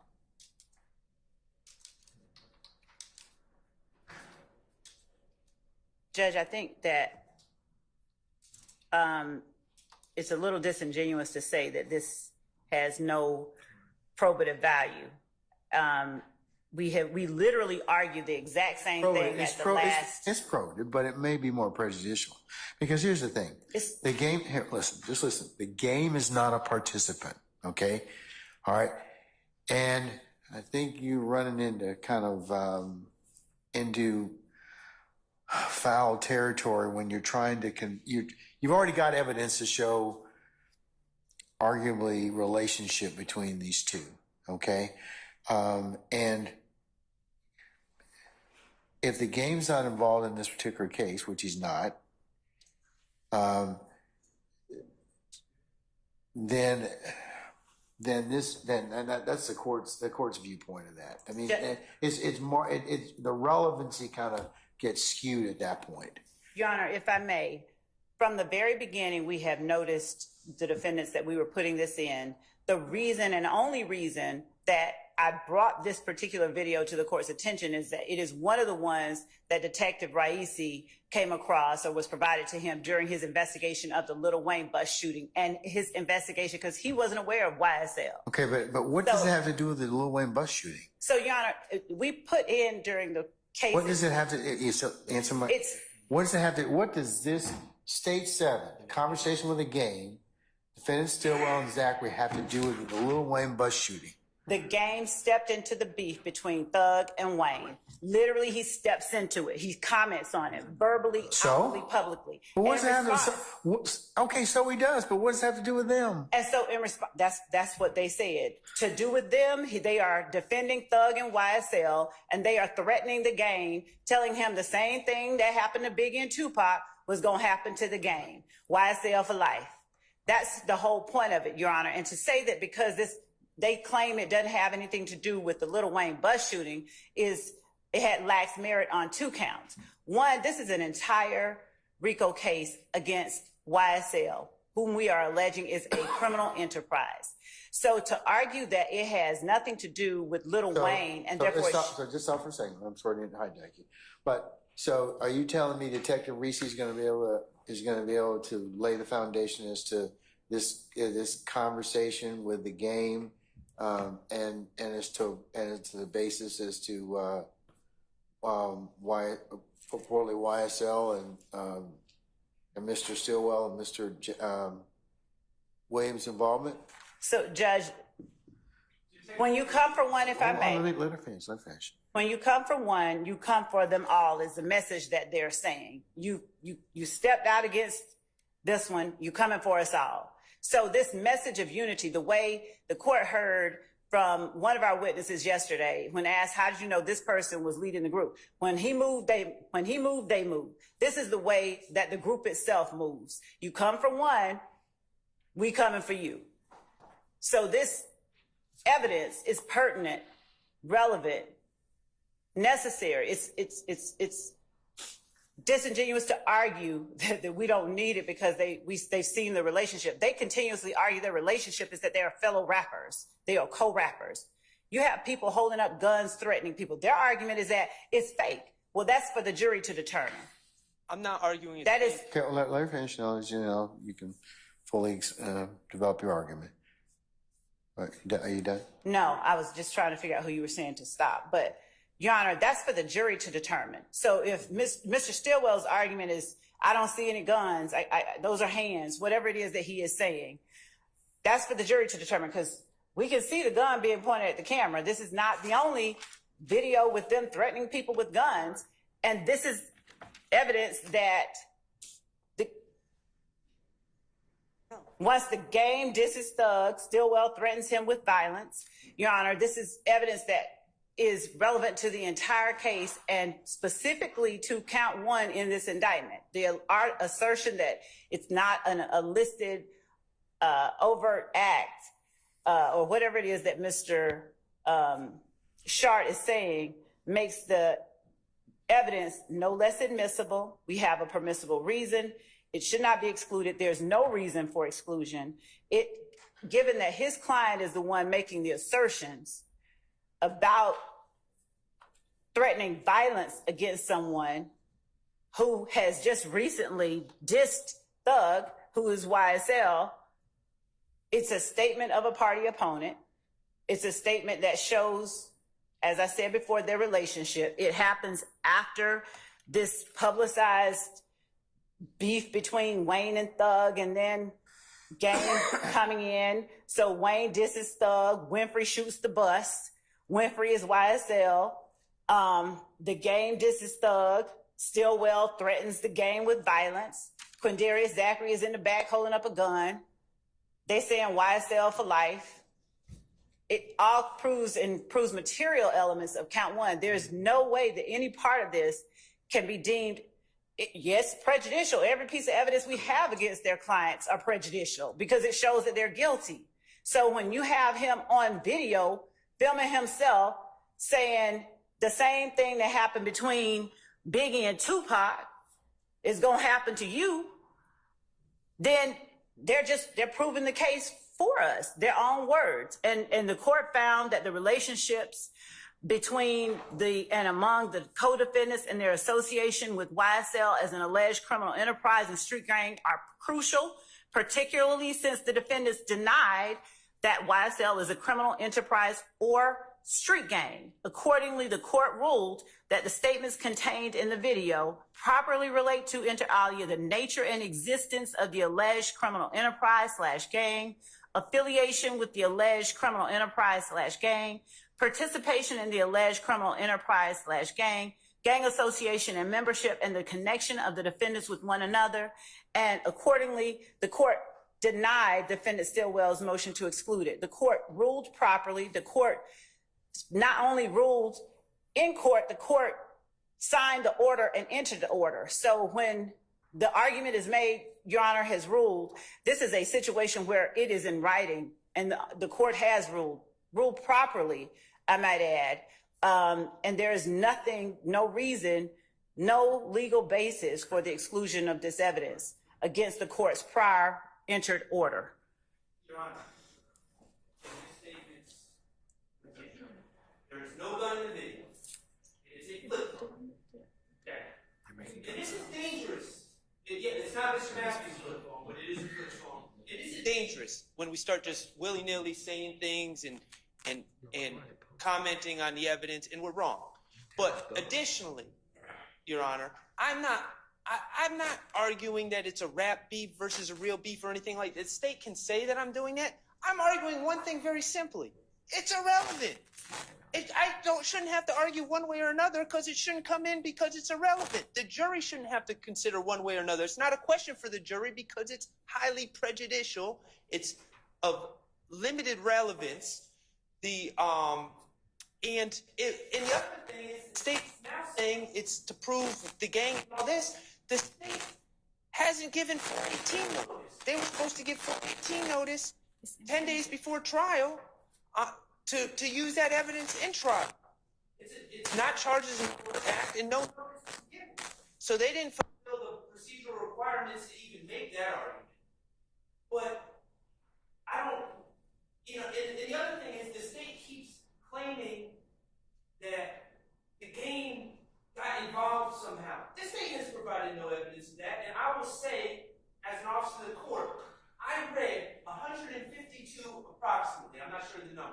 pages of Detective Raisi's work on this case. He never talked to the gang.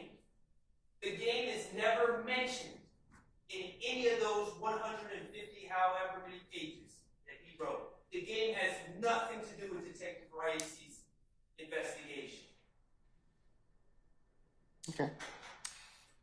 Well, it's subject to foundation, so we'll see what, as I mentioned here in my order, and I'll take a look at the transcript beforehand, which I believe Ms. Weaver has available for me. So, well, Your Honor, I would just like to remind you, and I know that you would have liked people to do things earlier. You said flag things. So I took that to heart and flag things. And we had a hearing on it. Now, perhaps, and this is unfair, this was unfair to you, Your Honor, because, again, you don't have the discovery. Perhaps, at that time, you were under the assumption that the state was going to tie this together to the Lil Wayne somehow.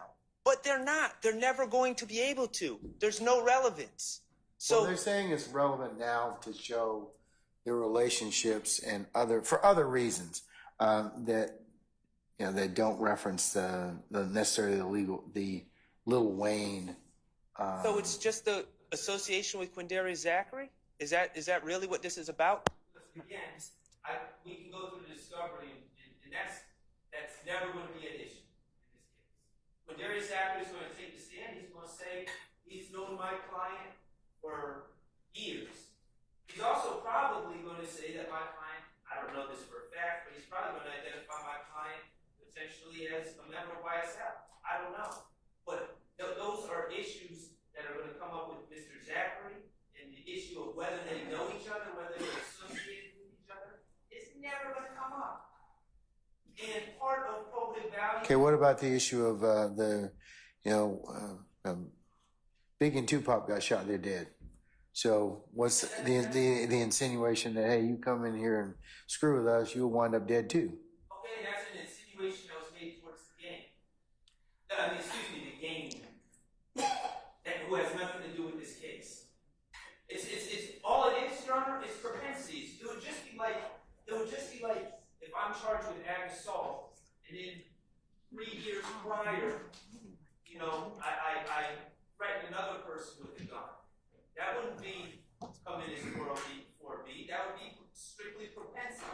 And in addition, Your Honor, not to mention the fact that we haven't been given the procedural notice for 404B or 4ATE. So that's another problem this thing has. But you mentioned, I think that was mentioned already earlier. Yeah, well, so there's no way this gets in. All right. Okay.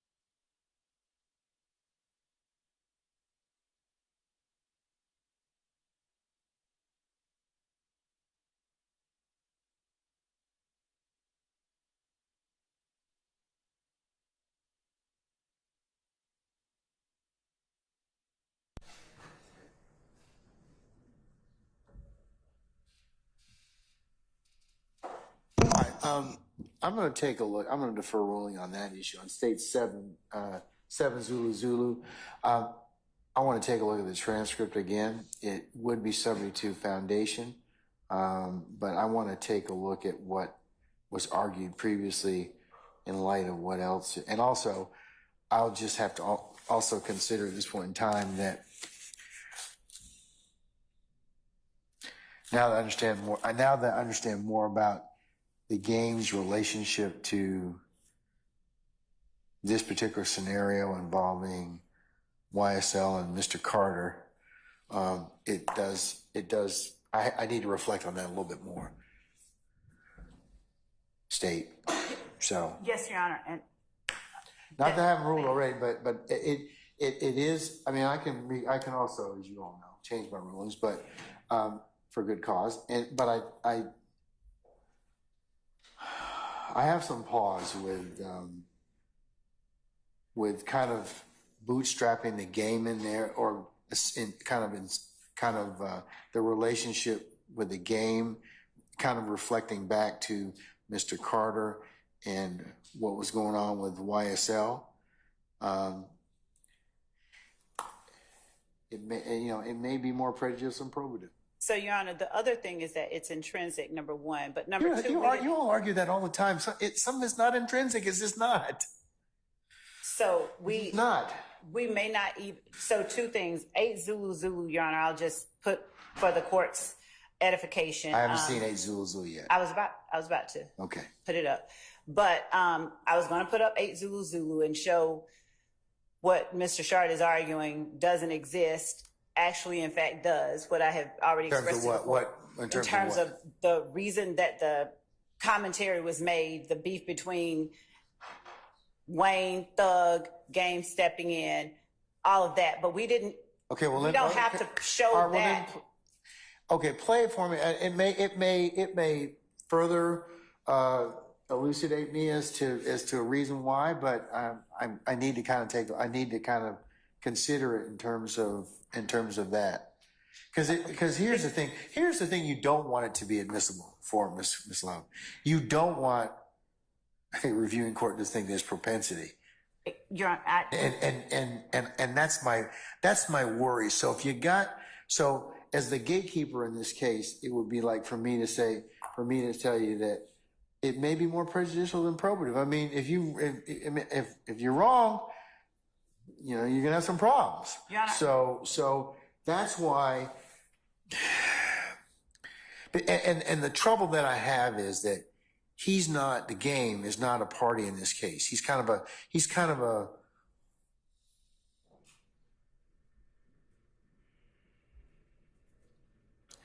somebody that inserted himself in this particular issue, and YSL may be, or the issue is, it may be for the purpose that you're seeking it for, but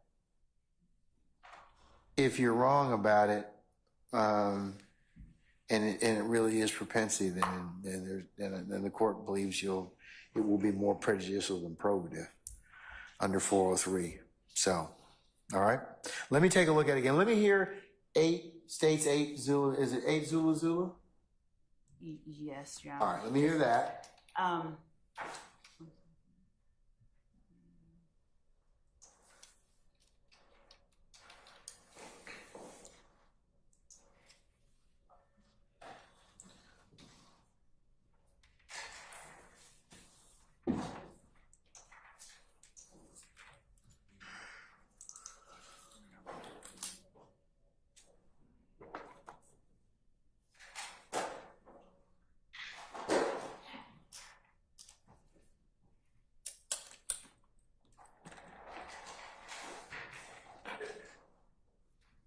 So, Your Honor, what I have are, for the court's consideration, are simply, these portions are not the game's threats. We have served in discovery the game's threats and then the responses, but I'm going to tender for the court's consideration 2 articles as 8 Zulu. And the first one was dated May 6, 2015. Apparently, the game will F Young Thug up for Lil Wayne, and it just chronicles the threats that the game made to Lil Wayne. And then the second one is, I believe, Defendant Williams commenting on that beef, if you will. Are these news articles? Are they? So yes, what are we've they done, videos, or what are they? they were news articles, but we've shared in discovery. And because I did not anticipate putting up the games video for the court, I'm going back to get the videos. But the point is that the articles chronicle the information that is conveyed in the videos that we have provided in discovery of the game and YSL and the corresponding conflict between the two. So, Your Honor, as far as propensity is concerned, when the defendant and when a co-conspirator, two co-conspirators are seated in a vehicle together and they are making blat sounds, B-L-A-T-T, and they are making gun sounds and they are making references on behalf of YSL to a person that has recently made statements about the defendant Williams, it just. It is, but here's the thing. It's marginally relevant because he's not a party in this case. The game's not a party in this case. The game's commenting on two parties that in this case. Are you bringing the game in? Judge, we don't to testify. We don't even want the jury to know that the game commented on it. The fact that they have threatened, that they are making threats on behalf of YSL to someone who's not a party, as you said, who hasn't done anything to anybody. Lil Wayne wasn't a part. He didn't do anything to anybody. And they're shooting at Lil Wayne. They're threatening game. We have other instances of that type of the group behavior, the YSL members acting in a way that furthers their purpose. Part of what lets you know that something is criminal street gang activity is when you assert the gang itself. This is a threat being made, a threat of violence. When you don't just say, I'm doing this, or you don't just go out and do something and cover your face and don't let anybody know, then one could arguably say, oh, they did it for their own edification. Not only did Mr. Stillwell make the statements that he made, not only did they talk about YSL in the statements being made, but they publicly posted it. So it's to further the interests of the gang itself, to further the notoriety, to increase the fear of YSL, to make people know that they are not to be played with. In no small manner, I don't believe, Your Honor, with all respect to the court and the court's perspective on it, can it be considered a marginal effort on their part. They didn't just whisper it to themselves, we're the best. They're saying that, you know, we will cause harm to you. You come to us, we come to you. As a group, as a whole. Not me. It's not Jeffery Williams threatening the gang because the gang says something bad about him. They're threatening a person who has done nothing to anybody. They're offering violence on behalf of YSL. That can't be propensity when it's the enterprise itself that they are acting on behalf of. The argument keeps shifting, the goalposts keep moving, but the bottom line is they want this in to show that Shannon Stillwell is the type of guy that threatens people. That's not true. On behalf of YSL. Yes, Not this threatens people, but I mean, but does his action purportedly further the purpose of the gang YSL? Does his statement further the notoriety? Does his statement further the fear? Are they offering violence on behalf of YSL?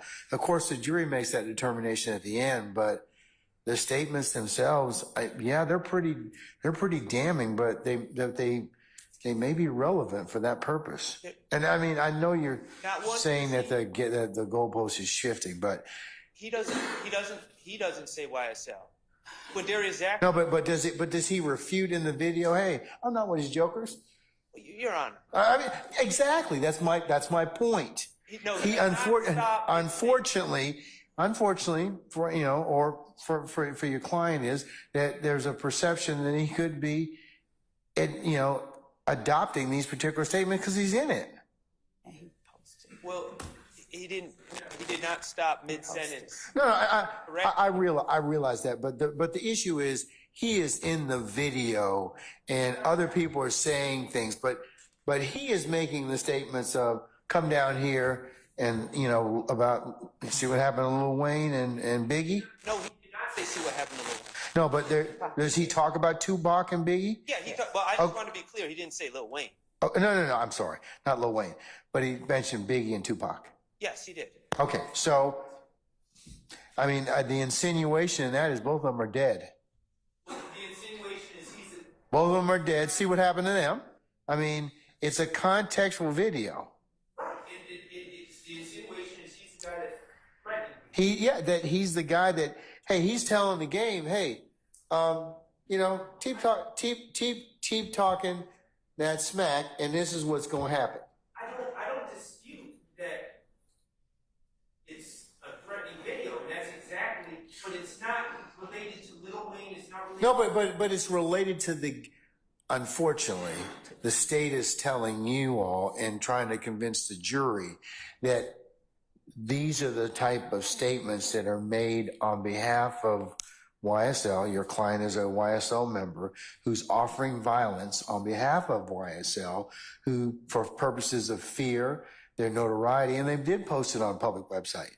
So it's kind of like, so whether or not they draw those conclusions or beliefs in is an argument is for them to decide, the jury, but it doesn't make them not relevant for purposes of showing the video to determine. It's not propensity. It is to show those particular things in particular, like, does it further the purpose of YSL the gang? Does it further the notoriety, the fear?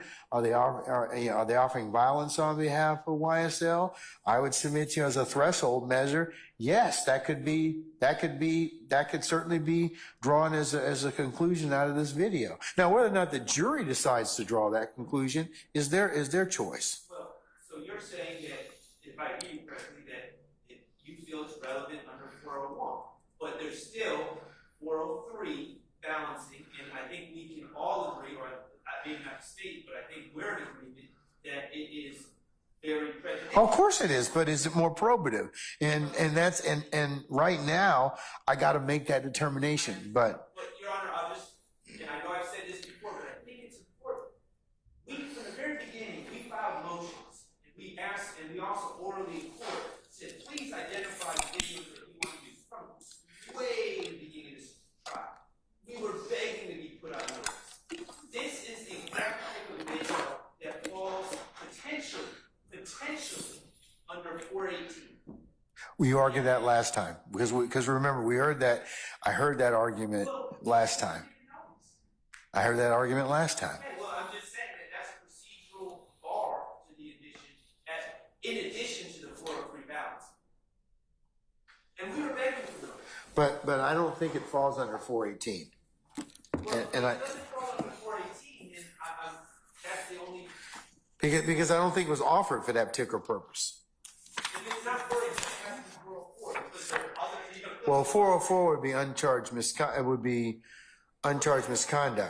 I mean, essentially, they're saying this is a terrorist. No, but here's the thing: they're offering it for the purposes of, if it were, like, for example, if it's not charged in the indictment, but this is a RICO conspiracy case, so they're telling, the state's count one, they're telling you, hey, this is how purportedly YSL operates, and these are the things that YSL does, and for the purposes of this particular indictment, this is what they're alleging this particular conversation goes to. So I disagree with you about that. I think you argued that very well last time. I just don't agree with you on that particular issue. Okay? Okay. All right. Okay, I want to look at the transcript first, though. And as it relates to our earlier hearing, I want to just, satisfy myself. But I would like to play or look at these news articles just for the purpose of chronology. So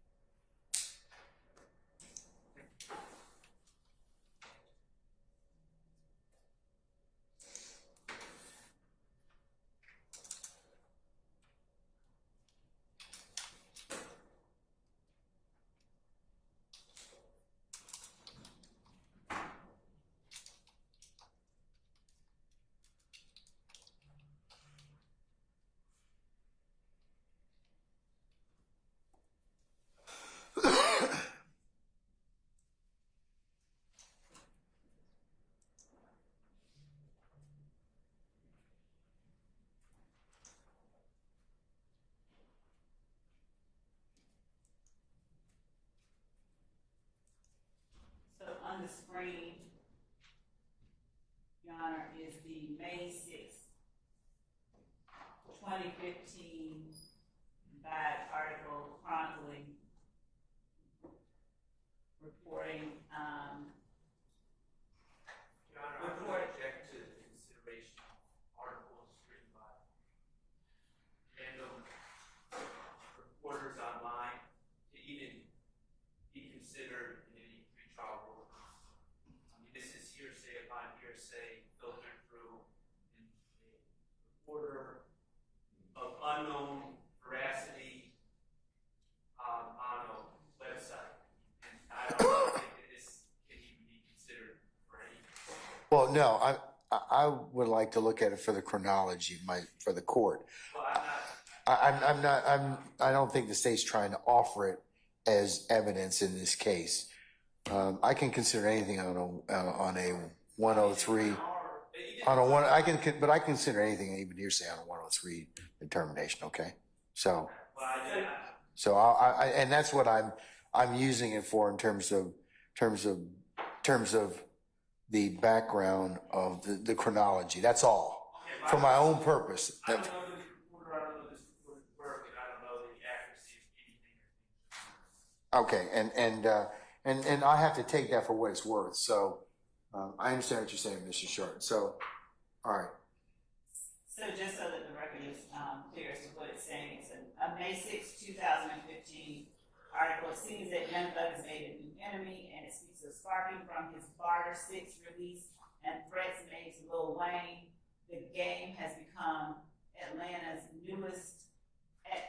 rapper's newest adversary. During a show in New Orleans, the Compton rapper drew a very clear line in the sand, vowing to fuck Young Thug up if necessary on behalf of Weezy. And then it talks about what the gang said on stage, that he's never been to Hollywood, he's just been Holly Grove. Anybody fucking with Toon got a fucking problem with me, I'll fuck Young Thug up on Pyro Nigga. And then after that,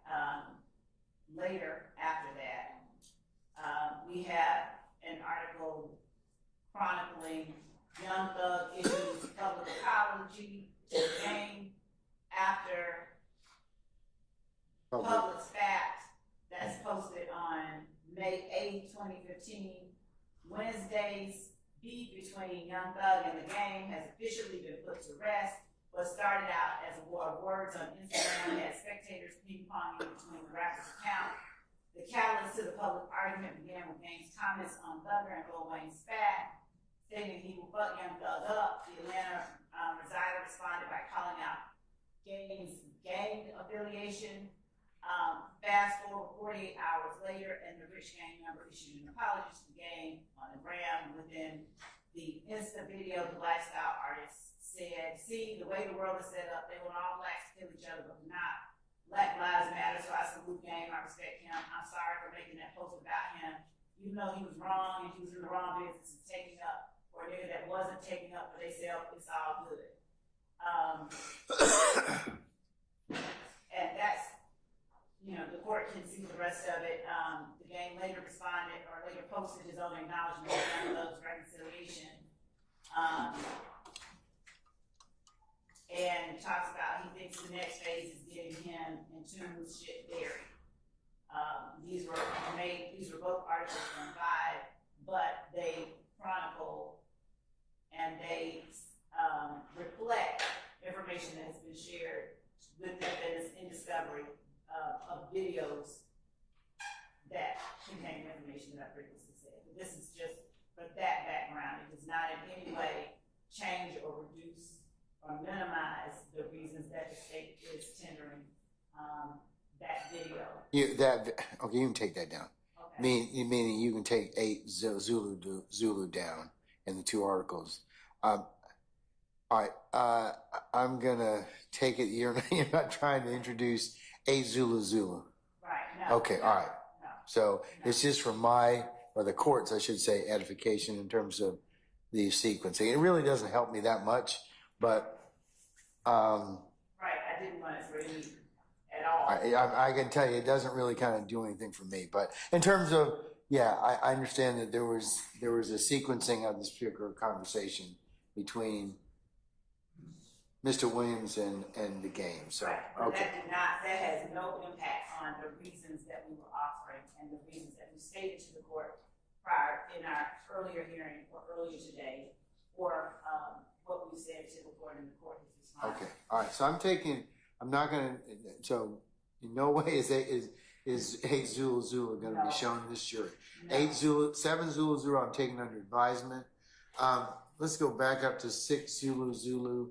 Holly Grove thug appearance. What's the relevance of that other than that thug is Mr. Williams is going to purportedly Lil Wayne's hometown, right? So he is in fact at this point in Holly Grove. This is after the Dick's video where he's saying he's going to Holly Grove.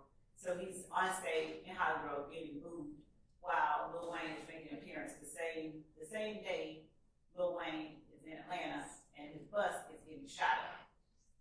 And there will be other evidence, we believe, that sort of ties other things together. But okay. That video is from when Jeffery Williams is in Lil Wayne's hometown, the night that Lil Wayne's bus got shot. That's subject to foundation. Right. Tell me about States 4 Zulu in terms of the 6 to 10 album basis, the video that starts at those segments that start at 159 and 213.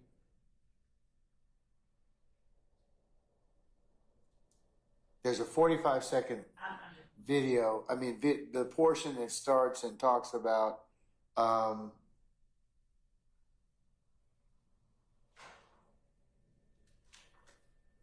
reportedly Mr. Williams talking about Carter 6 to 10.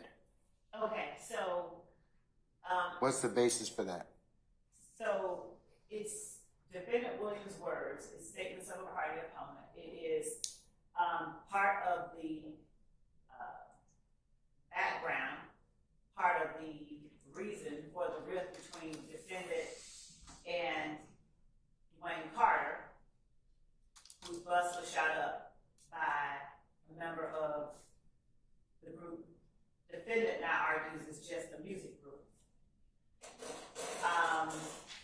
We have that as part of the motive, part of the reason for this. So State Zulu, that the 6 to 10 comments, you're saying those are statements of a party opponent, correct? The ones with Mr. Williams speaking to yes, the camera. He's talking to the camera. Yes. All right. If we, and I'm not saying that we're certainly playing that way, yes. Okay, what about the video that starts at 159 seconds? Is Mr. Williams talking then? I can't remember, so. There's two segments you mentioned, you invited my attention to. That was 159 and 213. Yes, at 159, he is talking. Then he is sitting in red boxers, and it is this portion here.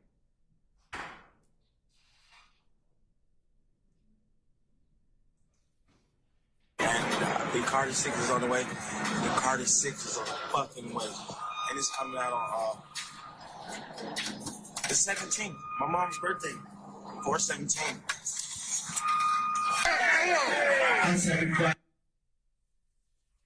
So the portion before Lil Wayne comes up is the defendant Jeffery Williams talking about when the Carter 6 is coming out on April 17th. And to be clear, Carter, just to give the court a little bit of background, Carter 6 is, as I've already said, is to be the new name of Lil Wayne's album. Lil Wayne was in dispute with his company over the release of that album. Mr. Williams took it upon himself to say, I'm gonna release an album, and I'm gonna call it Carter 6. And there was this, of course, there was this lawsuit, as Mr. Williams talks about. He's getting threatened, he's getting sued, so he's not gonna call it the Carter 6. He's gonna blood it up, and they're gonna call it the Bar 6. So and then you hear, as we said earlier, the video that the court is That states to Zulu Zulu, Right. which you claim are statements of a party opponent. So basically, the states Zulu Zulu is for Zulu Zulu.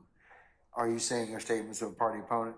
Yes. And the relationship to this Yes. Lil Wayne dispute Yes. that's going on? Okay, all right. Which also involves these tour bus being shot up. Right. Lil Okay. Wayne, two of us was shot. Yes. Okay, all right. All right, well, subject to foundation.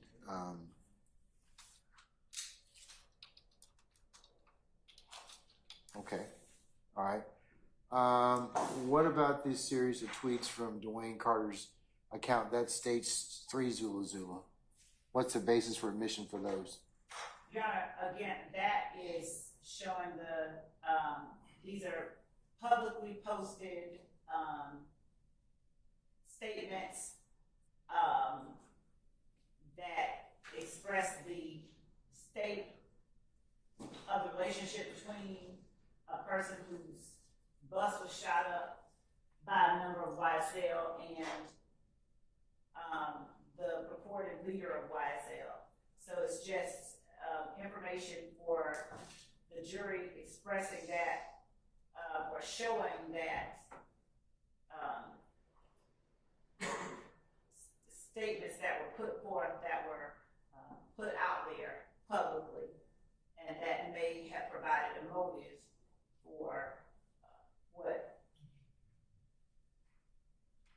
tensions exist between them.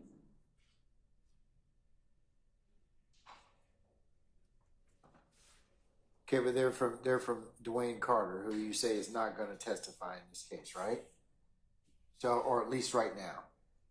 You see, state 3 Zulu Zulu are a series of tweets from Mr. Carter's Instagram account. Is that correct? That's a Twitter account. Twitter. Whose phone's ringing? Oh, it's gonna be a problem because if you got a nicer phone, you can ask Mr. Weinstein what happened to his yesterday. Is it a nice phone? Come on, somebody. Huh? Oh, it's a tablet. It's even better. Huh? Sergeant Ingram?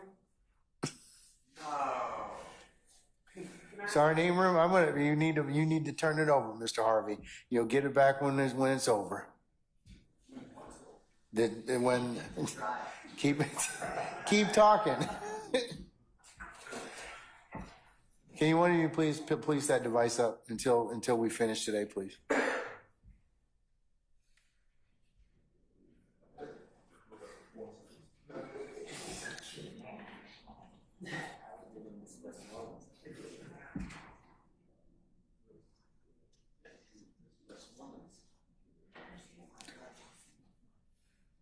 Oh, I don't feel so bad. Oh. Is it her computer or is it yours? Okay. All right. We'll just hold on to it. Okay. All right. We're talking about like recently. I'm sorry. What about?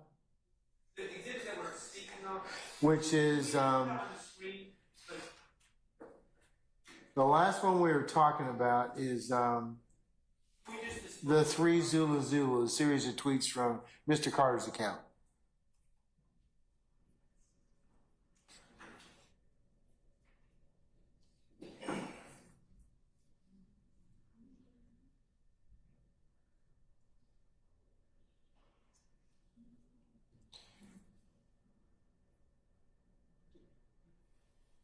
Yes, put it up. Yes, ma'am, put it up.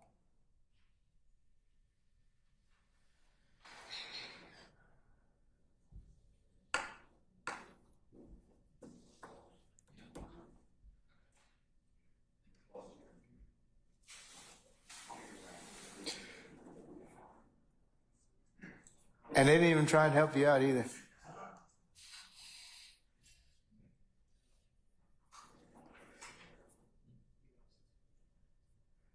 So I have it up on. All right, okay.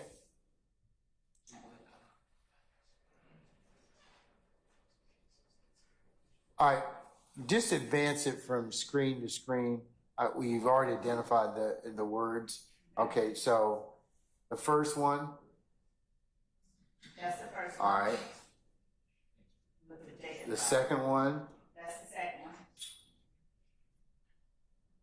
Okay.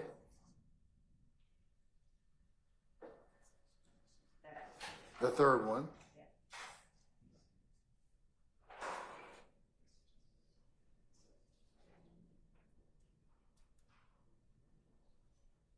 So that's the second. That's And that's it. Those are the three tweets, correct? yes. All right. So how are you gonna get them?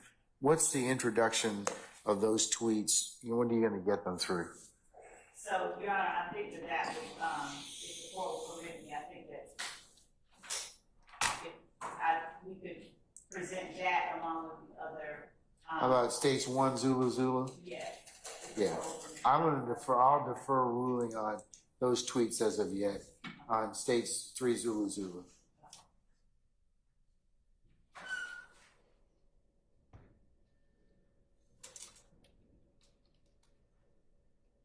Can I give something for your consideration when it's appropriate on that?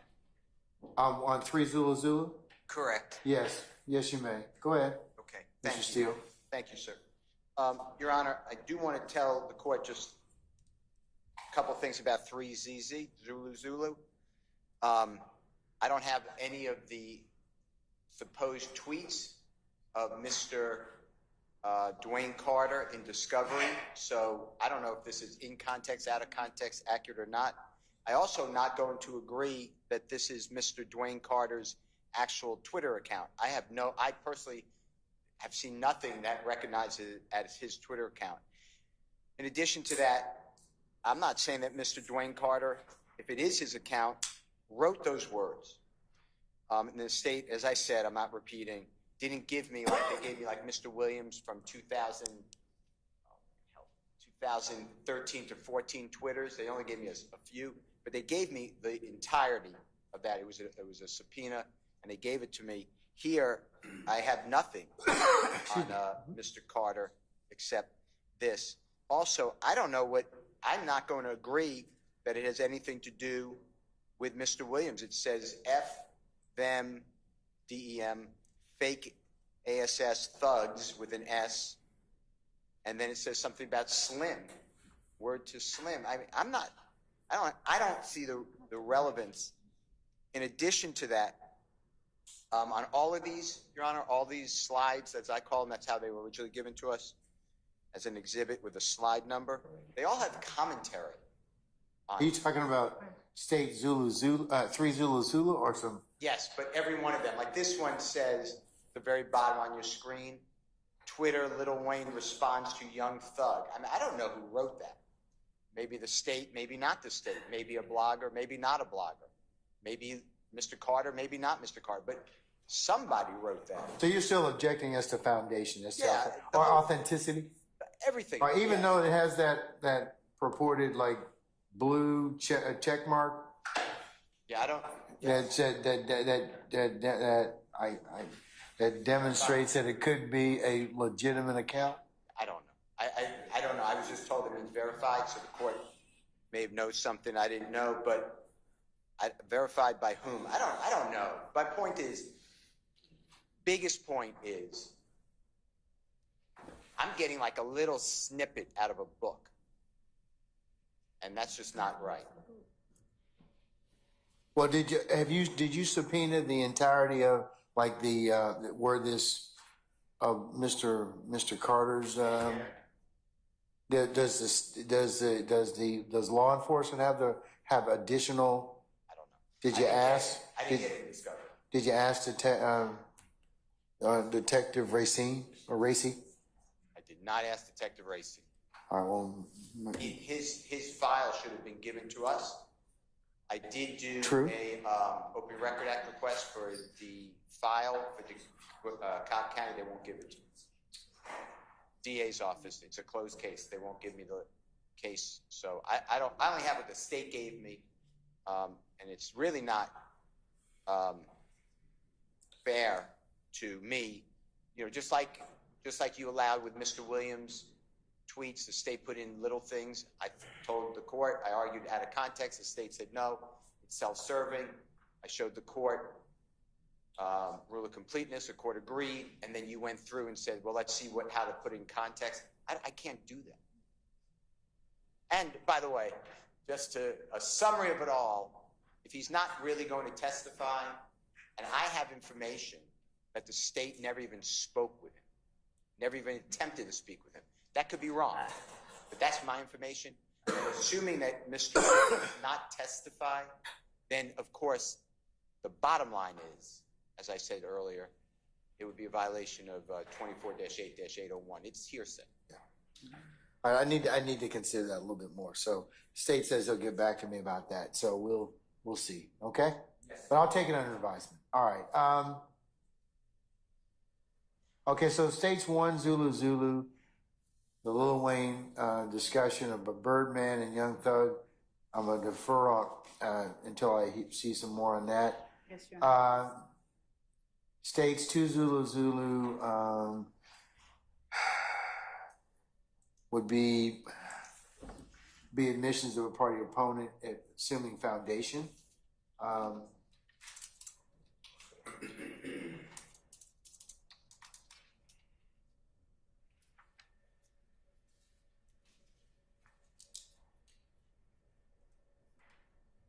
States 3, Zulu. I said I'll defer on that. I need to hear some more of that in terms of foundation.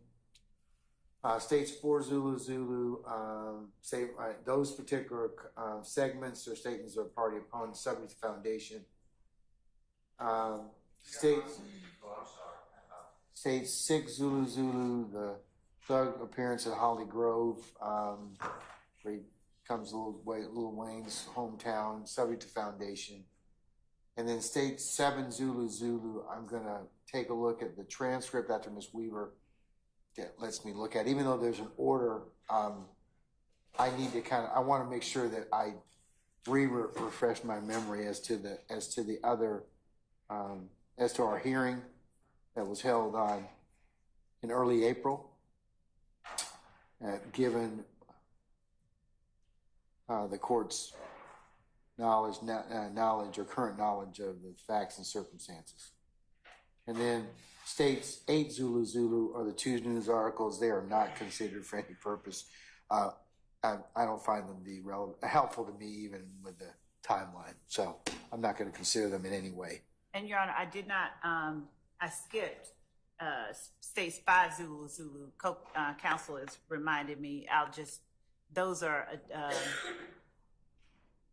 of the same nature as states 3, Zulu. With the court's permission, I'll go ahead and publish that.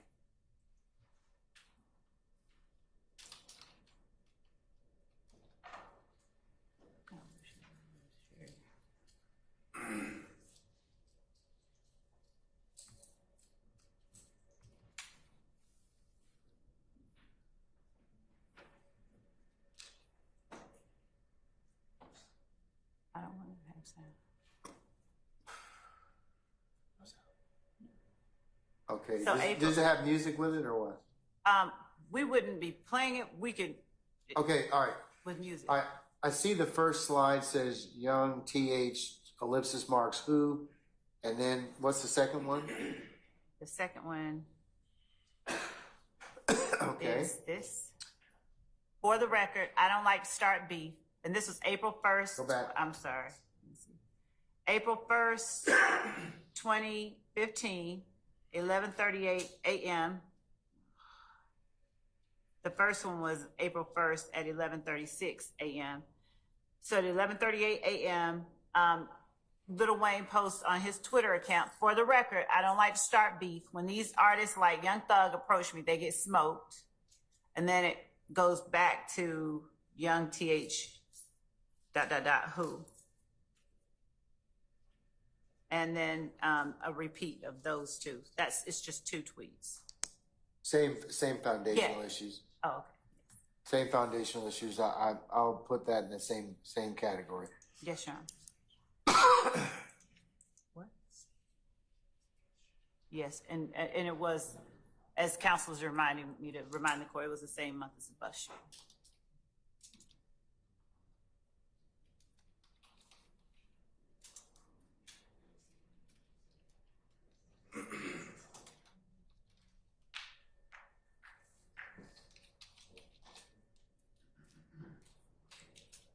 Okay. And we had two jail calls that we were going to play for Mr. Winfrey after he was incarcerated. I think they're about, one is 30 minutes long. How long is it? 25 minutes. Go ahead, Shay.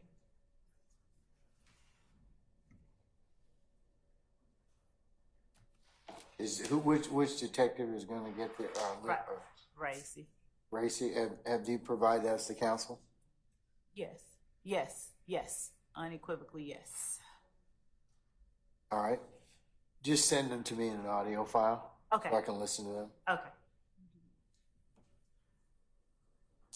All right, Mr. Steele, were you going to tell me something else or whatever? Do you mind if I just talk about 4 ZZ, Zulu for a second? Yes, that's your client speaking in different points in regards to the album 610 and some other statements of release and being sued and whatever. Yes. Okay. They said that it's party opponent, so it's admissible.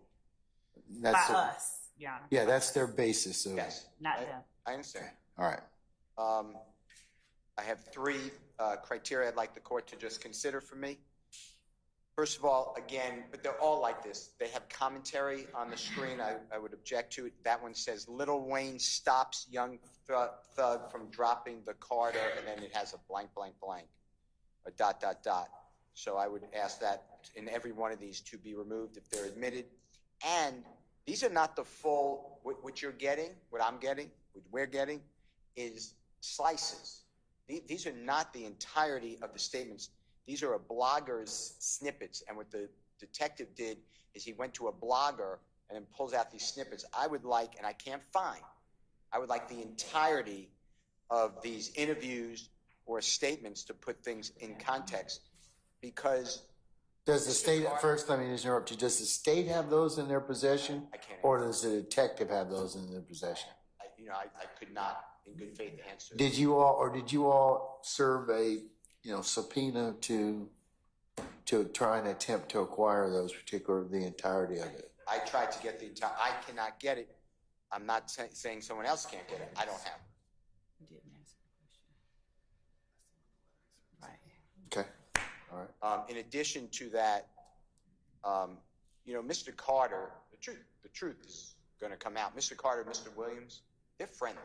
They're friends. They collaborate on music. They're both, as you've heard, Mr. Williams loves Mr. Carter. He's his idol. He was his beacon as a musician and still is. This whole thing about the beef, as in this, if the state doesn't play for you, but as in this blogger, it generates, it's an advertisement, it's promotion. It generates for both artists to get more recognition. And Mr. Carter, in this sense, is helping Mr. Williams because Mr. Carter's more popularity than Mr. Williams at that time. So anyway, I tell that to you just to put it in context. This is not the angry, we're going to get a mob. That is the state's theory. I agree with that, and I understand that the theories go out and juries make determinations. And I'm sure you're going to examine any witnesses to that. So I like to, but I don't really have the right witness because all of this hinges on a theory by Detective Racy and the state of Georgia saying that Jimmy Winfrey somehow picked up the mantle along with a statement, one statement made by Mr. Walter Murphy on recording that we were going to the compound to tell, this is my word, boo, diss I think was the word, but to boo Mr. Carter because Jeffery Williams and Mr. Carter were enemies. Mr. Williams was not an enemy, but I understand that's what was said. It was played in evidence. I understand that they can argue that. But my point to the court is it's coming in without the real full statements. Then if you notice, the state said, and they're going to object to me under, I'm going to argue, it's admissible under the rule of completeness. Mr. Williams make a statement.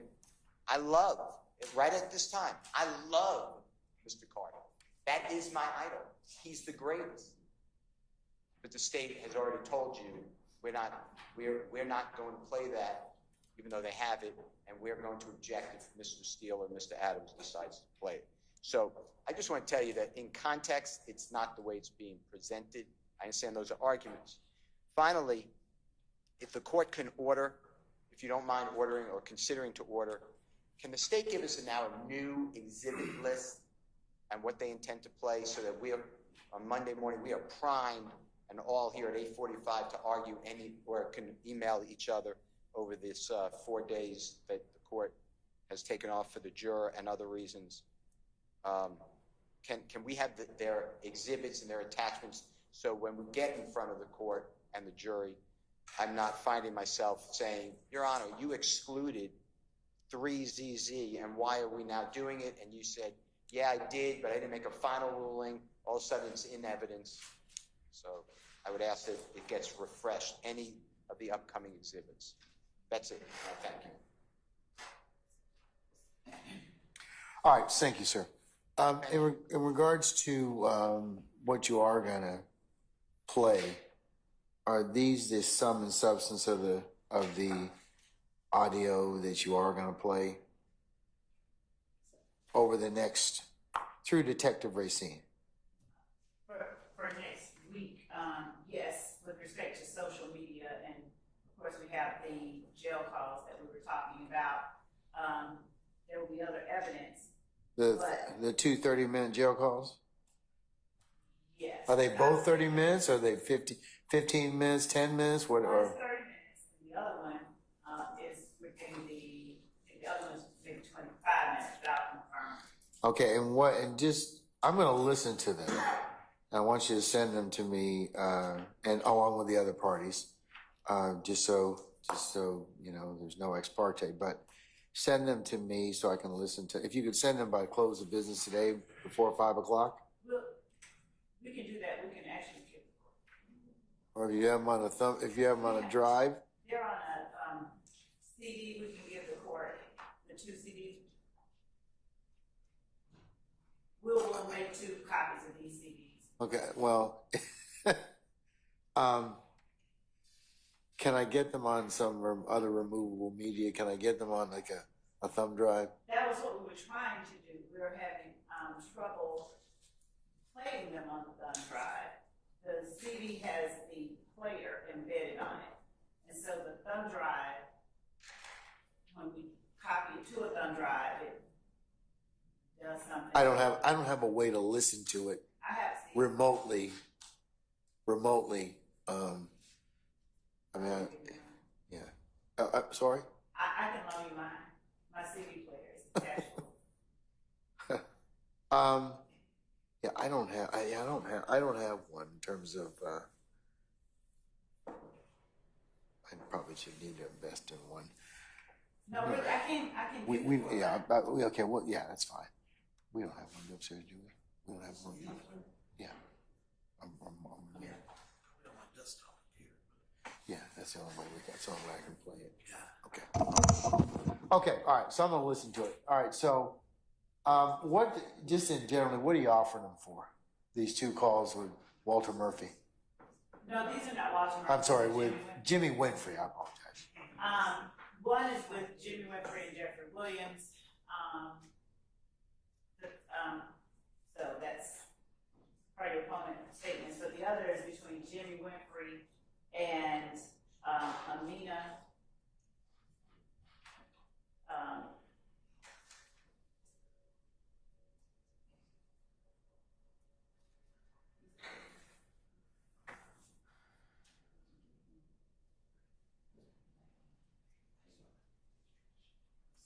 So Jimmy Winfrey is asking his girl to call the party to reach out to Amina, Lieutenant Williams' manager, to have him listed on the payroll so they don't think this is some street shit. That's following the shooting of Dwayne Carter's bus. Okay. All right. Okay. All right, I'll listen to it, but it seems like there's, and if there's any other legal basis for me to consider, you all can include me in the loop on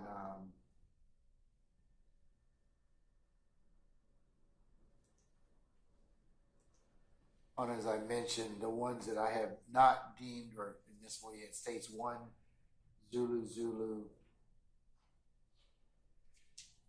And 3 Zulu, and 5 Zulu. Yes. Okay? All right. And Your Honor, I know that we are down from court. Will Monday at 8:30 be the first opportunity that the court would like for us to present additional any commentary, or will we?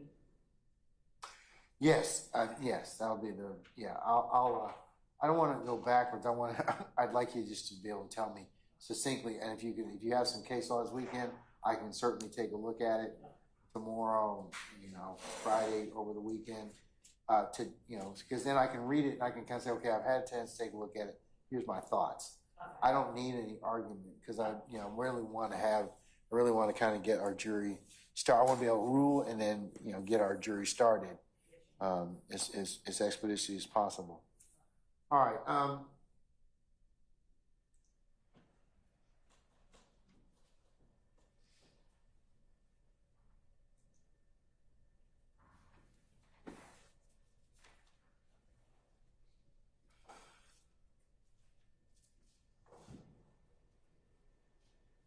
Mr. Steele, as it pertains to your motion limiting number 48,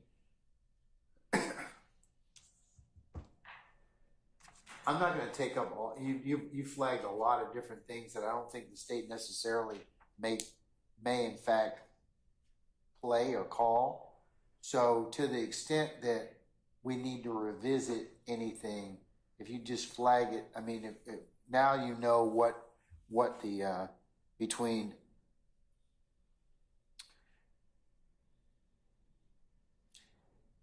these next 3 witnesses or possibly 4 witnesses when Detective Dennis testifies.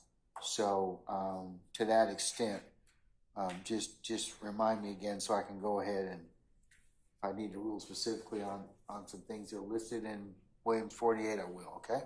Yes, sir. All right. Okay, folks, anything else before we recess for today? Like I said, I'll keep you all posted as to our juror as well. She seems to be recovering, and we have some documentation that would indicate that she will be good as of tomorrow. So, but I suspect we'll just check on her over the weekend as well. All right. Okay. Anything else I need to cover with y'all for the time being before I release you and recess and see you all on Monday? No, sir. Okay, all right. Matt, sir, can you give Miss Westmoreland back her device or the device that rang? Okay, all right. We're in recess. Thank you.